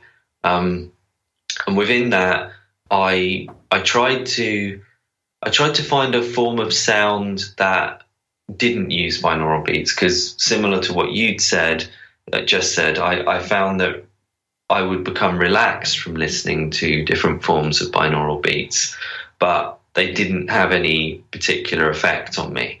So I was interested. Obviously, sound is a major thing, and there's so many forms of sound, there's so many approaches we can take with sound. There's things from hypnosis like subliminals, which was also interesting to me, which is where the liminal part comes from in the name. And then I was also interested in infrasound, so basically sound on the border of hearing, around the 17 to 20 hertz sort of area. So I was also interested in the effects that could have. So by combining those two together, which is what I started to do in the late 90s, I started to find that would more effectively lead to the vibrational state, which is what I needed to kickstart my OBEs, essentially, and to help other people do that. So over the period between 97 or so and 2011, which is the sort of when I finished the current version of the Infra-Liminal, I found that I could get to a point where within about 85, 90% of people, the sound would guide them to the vibrational state, especially if they tuned into it, if they didn't just lay there passively and they actually tried to work with the sound and, connect their consciousness to it, essentially. So that's basically what I did. And then I started working with virtual reality. I did a large-scale 10-meter interactive installation with a screen and surround sound and things like that at London Science Museum. So that was quite a big-scale project. That included elements of my childhood and elements of how I perceived London in a kind of psychical way. It was actually called the Psychic State of London. So it was almost like reproducing London in virtual reality, but through the sort of psychical or out-of-body type perception, rather than just normal visual perception. So I've worked with a lot of things like that to help tune someone into a different state of consciousness than what they might ordinarily understand. So the Infra-Liminal that I'm currently using is basically the culmination of all of that, and a way of just sort of attuning to that process. And it works on 20-minute cycles as well, which I also found in my research that hypnosis states, trance states of hypnosis tend to work on a 20-minute cycle. And also when we go into other forms of trance, they tend to go on a roughly 20-minute cycle as well. So I built the structure of the sound on a 20-minute cycle as well. So there's lots of aspects to the research, basically. But so as I hope you heard there, it's come from a completely different angle to any of the other kind of approaches with sound. Yeah. I'm excited to try it. Actually, I wanted to try it before we had you on, but I just didn't have the time. But I'm definitely going to buy it from your website and give it a shot. I find all the music, the thing that resonates with me, pardon the pun, but it really is like sound and music. So, Sure. Like we were out with a bunch of people, and we had the didgeridoos and a bunch of ancient instruments. And I mean, the vibrations I get from that, like it just sends like shivers all up and down my body, and like everything starts to vibrate. It's very, very powerful. So that's I think probably my key that I should start playing with a little bit more. So sounds like it. So on that journey from sound, did you ever come across the difference between like, the 432 hertz and the 440 hertz, and sort of more of this whole frequency that we don't seem to get properly with the music that we have and stuff now? Like, did you ever think about, there's a guy that makes like whole tones and stuff like that, where it's kind of... I guess that's a bit different, because I wasn't looking at music as such. I was looking at frequencies that could have some kind of physiological effect. Right. So I was trying to find a way that, for example, we did a lot of looking at my EEG and looking at if we did a particular sound wave or a particular frequency, would that have some kind of effect on brain waves, and on like an ordinary person who doesn't have these kinds of experiences? What would happen if we did a particular wave of sound and then monitored that person's brain state? We also use neurofeedback and things like that, like a computer visual display of what's going on in the person's brain, that kind of thing. Obviously not as advanced as fMRI or anything like that, but it was enough to fine-tune the system to get consistent results with that. But it's not, I wouldn't call it music, and there isn't any vocals either. There's no speaking on the tracks, because that was something that I've found distracting in some forms of sound technology and things. Yeah. Definitely. Then you have to start picking what kind of music and narration that you like. Yeah, that makes a big difference. So what about devices like deep state light devices like Anthony Peake was on? I remember him talking about years ago about Lucia, and we talked a bit about that before. Is that something you've ever tried, and is that helpful for people? I've worked with Lucia. My opinion on those devices is that they're a purely optical effect, and that they're not very useful for these kinds of things. Your flicker-induced phosphenes is the technical term for what you're seeing, and it's nothing to do with an altered state. It looks very impressive to you if you've never experienced anything like that. You've got your eyes closed and you see lots of pretty multicolored patterns, and it looks very much like a kaleidoscope or something like that. But I mean, I spent several days working with one, with a colleague. We went into quite a lot of depth with it, different patterns. Mm-hmm. And the only way we could really get anything of any use with it was to tune the Lucia right down so that the effect was very, very subtle. Slow, yeah. Very subtle, so that then you could still have your own mental processes coming through. The problem with it is because it's an optical effect and it has nothing to do with anything to do with trance or anything psychical. It just bombards you with these coloured patterns, and obviously then you can't really focus or do anything much while that's happening.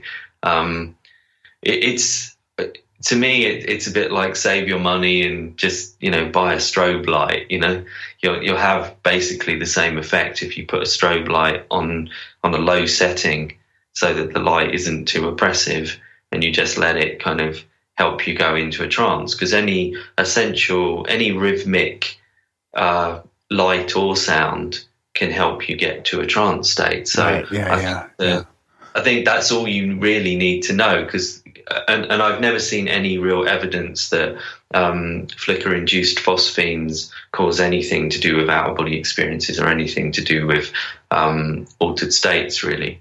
I mean, the thing is, with anything like that, like I said, if you did sit in front of a flickering bulb for long enough, a certain amount of people are going to have unusual, strange experiences just because they're looking at something strobing for a period of time. But I think to say that device literally or any of those devices literally induce something, I think would be an exaggeration. And I think all the claims about chakras and things like that is just silly, really.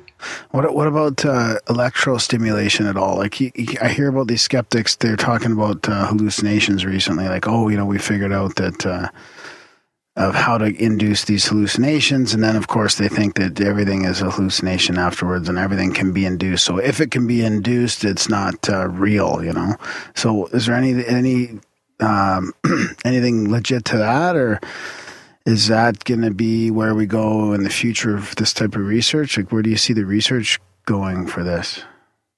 Well, I think the whole thing about the transcranial stimulation, Michael Persinger, the Canadian researcher who looks at that kind of stuff, he's got the Corin helmet. Yeah, the nickname is the God helmet. Its real name is the Corin helmet. But basically, there are different viewpoints on it, which is kind of interesting, because there has been arguments. I've especially heard from different psychiatrists and people in the UK who've argued that the magnetic field is too low to cause these kinds of effects, and it could just be a placebo, which goes back a bit to what I was just saying about the light. There's a placebo effect. If someone puts a light in your face and says that you're going to have a mystical experience, then by placebo and by chance, a certain amount of people will. And that's been the argument a bit, might be the case with the God helmet. I don't know. I mean, I do have one, but we haven't managed to really get it working or doing very much. So I'm neutral about a lot of things. You know, I think it's good to say that we don't know. Totally. To be, but so I don't know whether there is a real effect or not with Michael Persinger's helmet. I tend to lean towards there probably is, and I think a lot of the skeptics would agree with that. Where I differ with the skeptics is it's a logical fallacy to argue that because you can reproduce something as a hallucination, it means that that thing is therefore a hallucination. Right. But to put that into simpler terms, if I put a magnetic field across your brain and you hallucinate your grandmother, does that then follow that your grandmother doesn't actually exist? You know, it's that kind of logic. It's like you can stimulate the brain so someone sees a car going past the window, but you wouldn't conclude that that means cars don't exist. It's not a logical argument, so it doesn't hold up in that kind of sense. So I deal with that in the chapter in my book actually as well. In Navigating the Out-of-Body Experience, there's a whole chapter on skeptics and skeptical arguments and where they fall down and that kind of thing. Nice.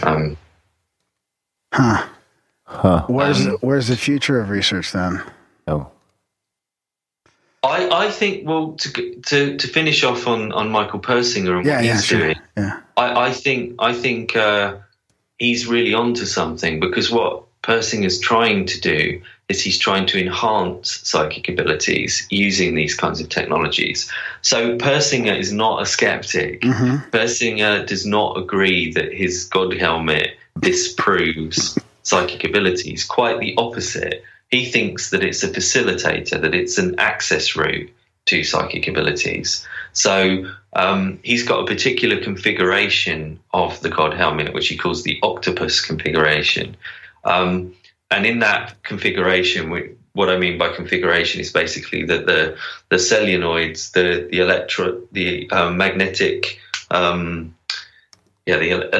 electromagnetic pulses are positioned at different places over the brain to the standard configuration. So in the standard configuration, the idea is just to cause some kind of hallucination. In the octopus configuration, the idea is to enhance the psychic ability and also to create a kind of rapport in a psychic sense with another person by the two people having the same magnetic patterns over their brains. So if they have the same magnetic pattern, the idea is hopefully they will experience the same thing, i.e. telepathy. Mm-hmm. And he's got good results with that, and he's demonstrated that you can, to some degree, enhance the abilities of an average person, because most scientific research into these kinds of subjects gets done with undergraduate students who are basically just there and they volunteer, and so they're of a particular demographic usually, and that demographic is not particularly psychic naturally usually. So using these kinds of methods, he's shown an increase in their ability. Yeah, that's interesting. And what about other types? Like, have you thought of any new research avenues, or what are you guys working on these days to help the case? Well, I'm trying to move forward with the immersive technology. I want to take that to the next stage. So, as in VR? Well, kind of all of it combined. Right. There's no reason really to separate it all out, is there? We don't need to kind of put all the eggs in one basket, as it were. Mm-hmm. I think the thing is, in order to really enhance the possibilities with out-of-body experiences and with inducing them with someone who maybe hasn't got that natural ability, is to use something that will affect the body, use something that will affect the brain state, use something that will impact their visual field, like, it could be something just suggestive of an out-of-body experience, so it will have like a hypnotic effect.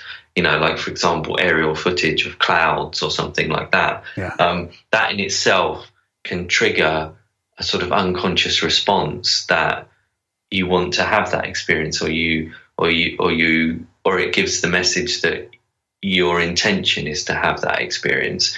So things like that can have a big effect, especially if they're combined with multiple other things. My approach is to use small incremental improvements by the position of the body, the type of sound, the type of color, the type of, atmosphere. Humidity, for example, seems to have a positive effect as well. Things like this, when you bring all of this together, you've got, say, 5% increase there, 5% there, 5%. And before you know it, you've got sort of a large, important, statistically significant increase in the amount of out-of-body experiences someone's having.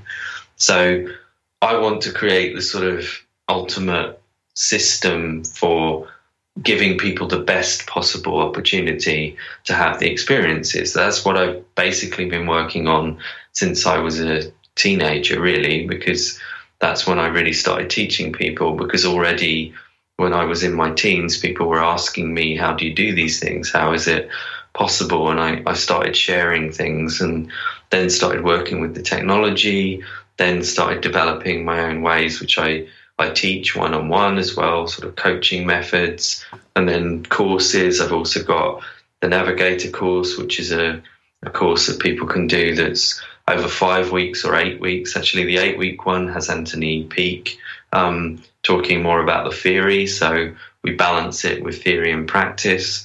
So things like that. So I'm just trying to create the most effective avenues for people, and at the same time really put myself out there and be willing to do the science and take part in the experiments and, that kind of thing. Because unfortunately, there doesn't seem to be many people who have these kinds of experiences who are willing to get into a lab and do psi experiments. Yeah. Well, yeah. I mean, and you're kind of putting yourself out there as well, right? For, for a conflict and ridicule and everything. So what about, can you describe to people, like, just, I think what's sort of missing here is not missing, but what I'd like to know too is more of like the feeling of like, what does it feel like to leave your body? And like, what is some of the things you've seen, or just some more about your personal experience, and try and give somebody a picture of what it's like. Like, I don't know, if emotionally, physically, like, what's so funny, Darren? Because it's you, it's not somebody, it's you. You want to know what it's like. I do want to know, yeah. Well, I think what I remember what I said to a friend of mine years ago that if there was anything in my life, if I had to give up everything except one thing in my life, the thing that I would keep would be the out-of-body experiences, because I think in many cases they've been the most mind-expanding, the most profoundly beautiful, the most transformative in terms of my opinions about life and death. I had a very powerful shared death experience, for example. So people who are interested in afterlife experiences and things like that, this was very powerful because it also had some purification to it. So in this experience, I came out of body. I found, and the process of going out of body sometimes is very much like lifting out, and you feel like you are a form, and you feel like this sense of total release as you're kind of, it's almost like you're shedding the body rather than floating out of it. It's almost like suddenly you just feel more energized, more alive, more invigorated. You just feel really, really powerful and amazing. And then in this particular experience, I found myself, I seemed to kind of phase from one point to another, and I found myself in this misty, sort of cloudy type environment, and around 150, 200 meters from me. It's very hard to put an estimate because it's, there was no distinctive features. It was all just cloud and mist. But there was about 140 people all gathered in a group looking confused.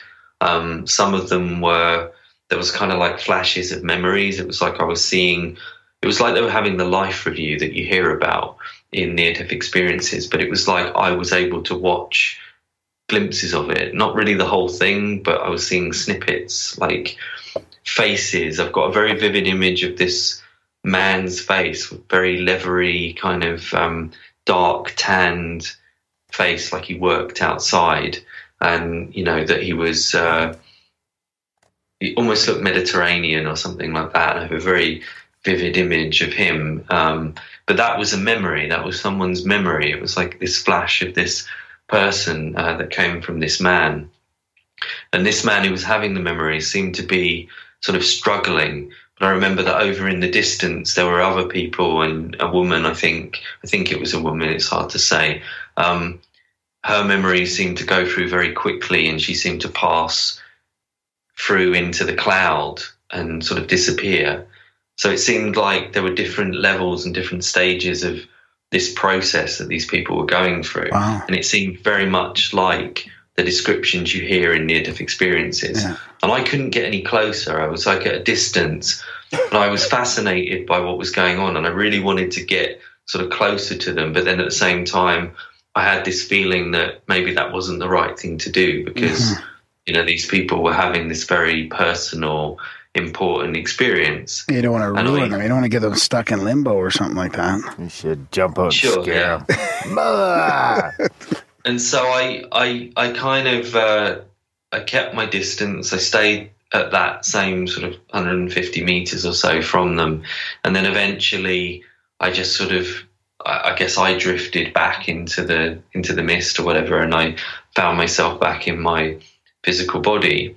And then I don't remember what the time span was, but at some point, either later that day or the next day, I walked into the living room. I was living with my father and mother at the time. I was in my teens, and I saw on the television that there'd been this crash in Norway, actually on an island called Svalbard. I'm not sure how you pronounce it, so sorry to any Norwegians watching, but listening, sorry. But yeah, basically it was on this island where the seed bank is, if you've heard of that, where they have all the seeds from all over the world. So it was on this island, and basically everyone had been killed, and there was 141 people on the plane. And it seemed to match completely with what I'd experienced in that OBE. It was like I'd shared their transition, the first stage of the afterlife, if you like. And I later discovered that Raymond Moody has written about this. Raymond Moody, who wrote the famous Life After Life classic book on near-death experiences, he's also written about shared death experiences. And millions of people share the death experience of their relatives or strangers. They see them drift off into, portals and all kinds of things. So it seems that it's actually an experience that people do have, and I'm sure some of the listeners will have had things like that as well. But so that was an experience that was deeply profound just for what took place for me personally and the emotion that I experienced, but also because I could verify it to some degree. It seemed to have some objective relationship to our reality at the same time. Yeah. Did you ever think about looking up the leathery faced guy that you saw on the manifest or anything? Like, would you recognize him? Well, I'm not sure how I would be able to find him, because, like I say, that was one of the memories. Oh, that was a ways ago too. It wasn't actually one of the people who died. So I'm not sure how I can track that now. Yeah, that's interesting. Wow. Well, thanks for sharing that. Yeah, that's crazy. I wonder, so it's almost like you got to visit like purgatory, or you were like honed into, I wonder, do you think that that's like only a certain vibration of people then, like the group of people you were able to observe in that cloudy place? Do you think like there's other versions of that and everyone's kind of, You know, maybe there's only so many different OBE stations you can go to. It kind of depends on where you're at or what you're feeling like. I think it's one of those questions that's impossible to answer, really. And I try to keep away from the temptation to create another ideology, another map of what's going on, because I think that the problem with that is there's so many different opinions and so many different perceptions too. Of what the afterlife is going to be like. But what we can say, I mean, the approach I like to take is, so what are the consistent things? What are people describing over and over again in near-death experiences and out-of-body experiences? And that misty type environment is one that is described quite consistently. Another one that I've also experienced would be what a lot of people call the Summerland, which a lot of the near-death experiences I've talked to describe something akin to this, which is basically a kind of meadow-like environment. It's transfused with golden light. It's full of beautiful nature. You know, that kind of environment goes right back to people like Emanuel Swedenborg in the 1600s. There's consistent near-death experience accounts of it. There's descriptions of it in kind of spiritualist traditions, in pagan traditions. So that seems to exist in direct experience and in the sort of ideologies of different traditions and cultures. So again, I think there are some environments that we can say seem to be consistent. And I think that is the approach we have to take, because we can't know ultimately what goes on these other levels. The only access we have is these glimpses from out-of-body experiences and near-death experiences. And people like Swedenborg, he was basically an out-of-body experiencer of his day. They didn't have that term in those days. So he used to say, I traveled to heaven, because that was the only language that they had for it, really. But if he was around now, people would say he's an out-of-body explorer or whatever. Abducted. So, go on. Yeah, no, that's interesting. Yeah, I agree with you. It's just, I think it's healthy to say you don't know and not try and come up with the answers all the time. We talk about that here quite a bit as well. I feel the same way. Yeah, I think the thing is to look at it like you're experiencing it for the first time. I like to think about the Shoshen idea from the Buddhist idea of you have a beginner's mind. You take everything on the information itself, rather than on maybe your bias and your ideologies and things like that. Yeah. I guess I do a lot of work on myself to try and get beyond my biases, because it's always, we have these natural biases to kind of put things into boxes or to say this, labeling it, and say, oh, but I kind of like the Zen concept, so maybe I should, maybe that's the one that's right, or maybe it's the Tibetan Buddhists, or maybe it's the Egyptians, or we have a tendency that the one that we kind of like, we tend to sort of put it all into that category. And I did that for many years. I mean, early on, I mentioned I worked with the esoteric teacher when I was in my early teens, and he was working through the writings of people like Alice Bailey, Leadbeater, Blavatsky, the Theosophical Society, all of these kinds of things. Yeah. And he was very inspired by all of that, and he used to talk in that kind of framework. And for a while, I kind of took it on until I started to realize that a lot of the beliefs they were saying didn't actually fit with the experiences I was having. The same with some of the more kind of occult ideas and Kabbalah and things like that.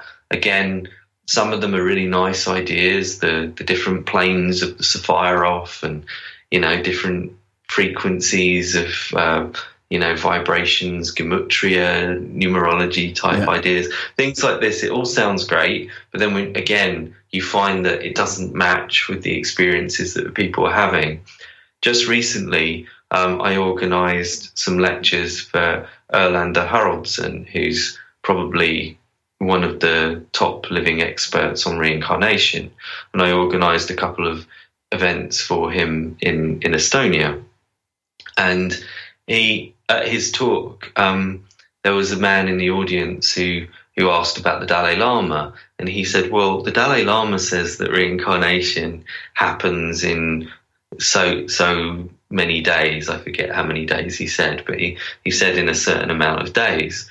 And Erlander Erlander said to him, well, that's nice, but in the research, that's not the case. That's not what we find. We find quite significantly longer periods, up to 9 years difference between the date of the person dying and the reincarnation experience of the child. Wow. So again, when you look at the data, and then there was another person who asked about aliens. Are there cases of people who have memories on other planets? And Erlander said in the hundreds of cases he's looked at, he's never found one. So, this is the thing. I mean, when you actually start to kind of go down into the data and be more objective and let go of your preconceptions and try to be as sort of honest as you can be with these things, you find that in actual fact, a lot of the belief systems don't hold up. Yeah. Has synchronicity played a part in your life over the last couple decades at all? Yeah, you could use that term, I guess. I've had definitely a sense of sort of guidance and things like that sometimes, and things just playing out in a really interesting way, and my intuition being really on point, if you like. Yeah. Right on. So I would say that for sure. And actually, within the out of body experiences, like the island I mentioned with the shared death experience, that island in Norway. Yeah. I had an experience more recently, just a couple of years ago, where I got drawn back to that island in the OBE. I didn't intend to go there, but I was drawn back there. So it's kind of like I have these things that sort of guide me places, and it's almost like I had that with coming to Northern Europe, because Estonia, for example, I went to Finland. I got drawn to go to Finland, and so I went there, and then got the ferry across. Estonia and Finland are only 50 kilometers from each other. And Estonia is a Finnic culture, so a lot of people don't realize that, but Estonian language is very closely related to Finnish. It's not Slavic or Russian or related to anything like that. It's Nordic. It has a relationship to Finnic, the Finnic language, Finnish language, and it's and their culture as well is very much more. They have a singing system called Regilau, which translated means rune song. So again, it relates to a more sort of Nordic culture. And I was just very much drawn to this part of the world, and now I've been living here for 7 years. So, I think there is a certain synchronicity and guidance that these experiences bring through. And I think maybe that's where the more subjective, the more spiritual aspect of these experiences comes to the fore. And that's where it can have really, really profound effects on your life and create these kind of transformations in your personality and your feelings about the world and things like that. Yeah. And some people might say it's just you're finding your path, or you're opening up. There's all different ways to describe it. Again, I try to label everything, but that's well said. Well, thanks so much for coming on the show. Is there anything else you want to say before we let you go? And I'm going to link to your website and your books and your Infra-Liminal and everything in the show notes as well. Okay, great. Well, yeah, just link to the courses and things like that. And yeah, I think we've covered pretty much everything. Yeah. Yeah, no, thanks for coming out. Are you coming to North America at all and to do any of the lectures or anything like that? I do plan to. I'm actually around now trying to work out my schedule for next year. So I try to sort of get over there every couple of years or so. So I think I'm probably about right for coming over again. So yeah. Nice.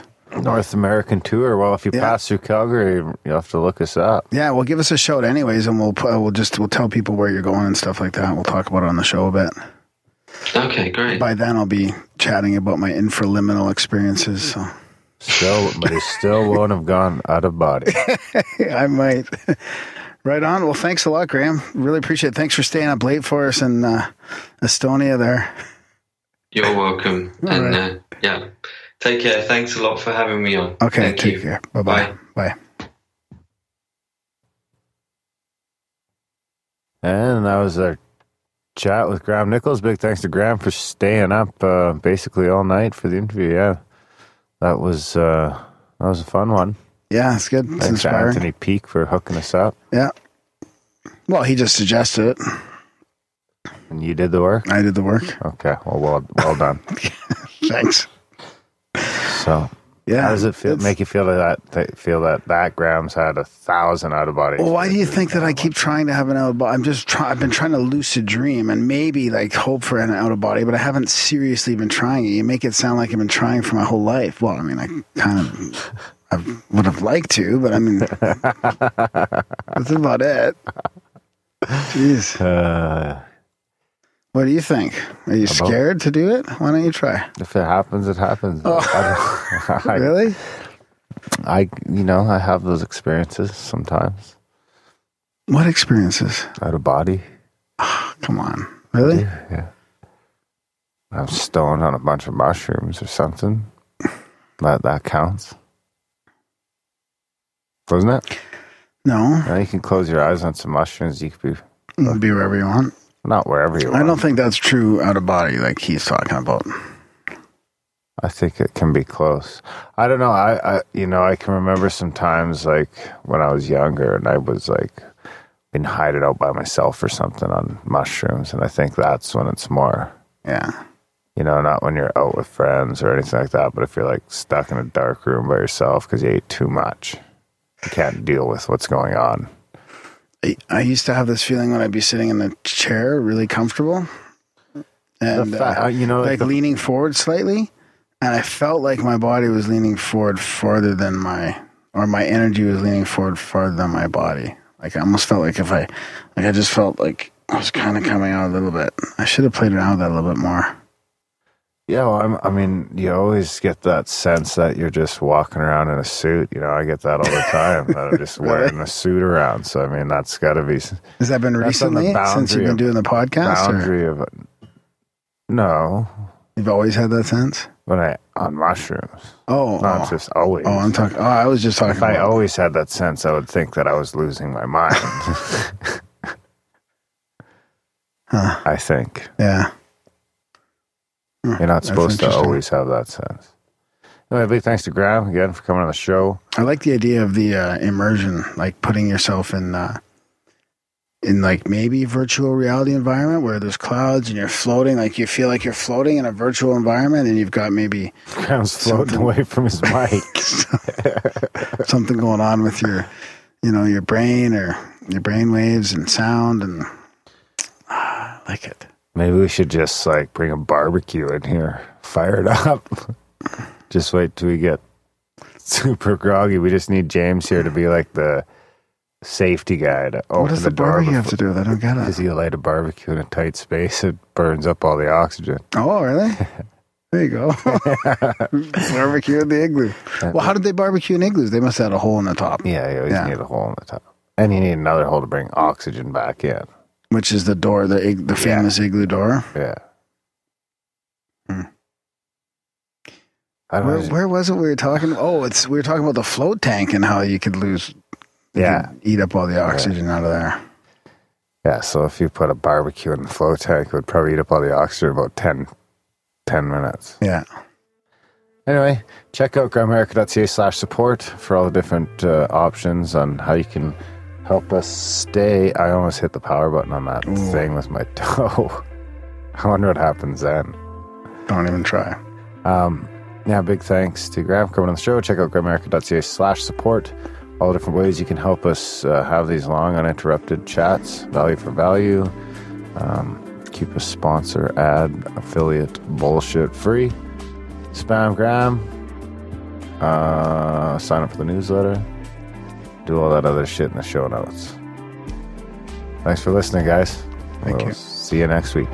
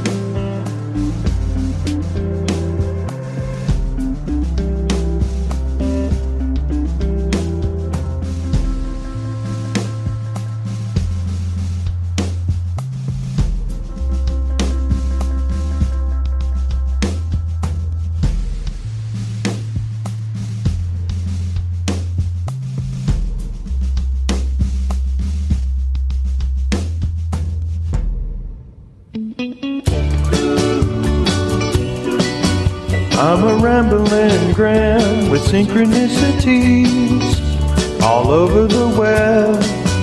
And Darren is skeptical about everyone. And don't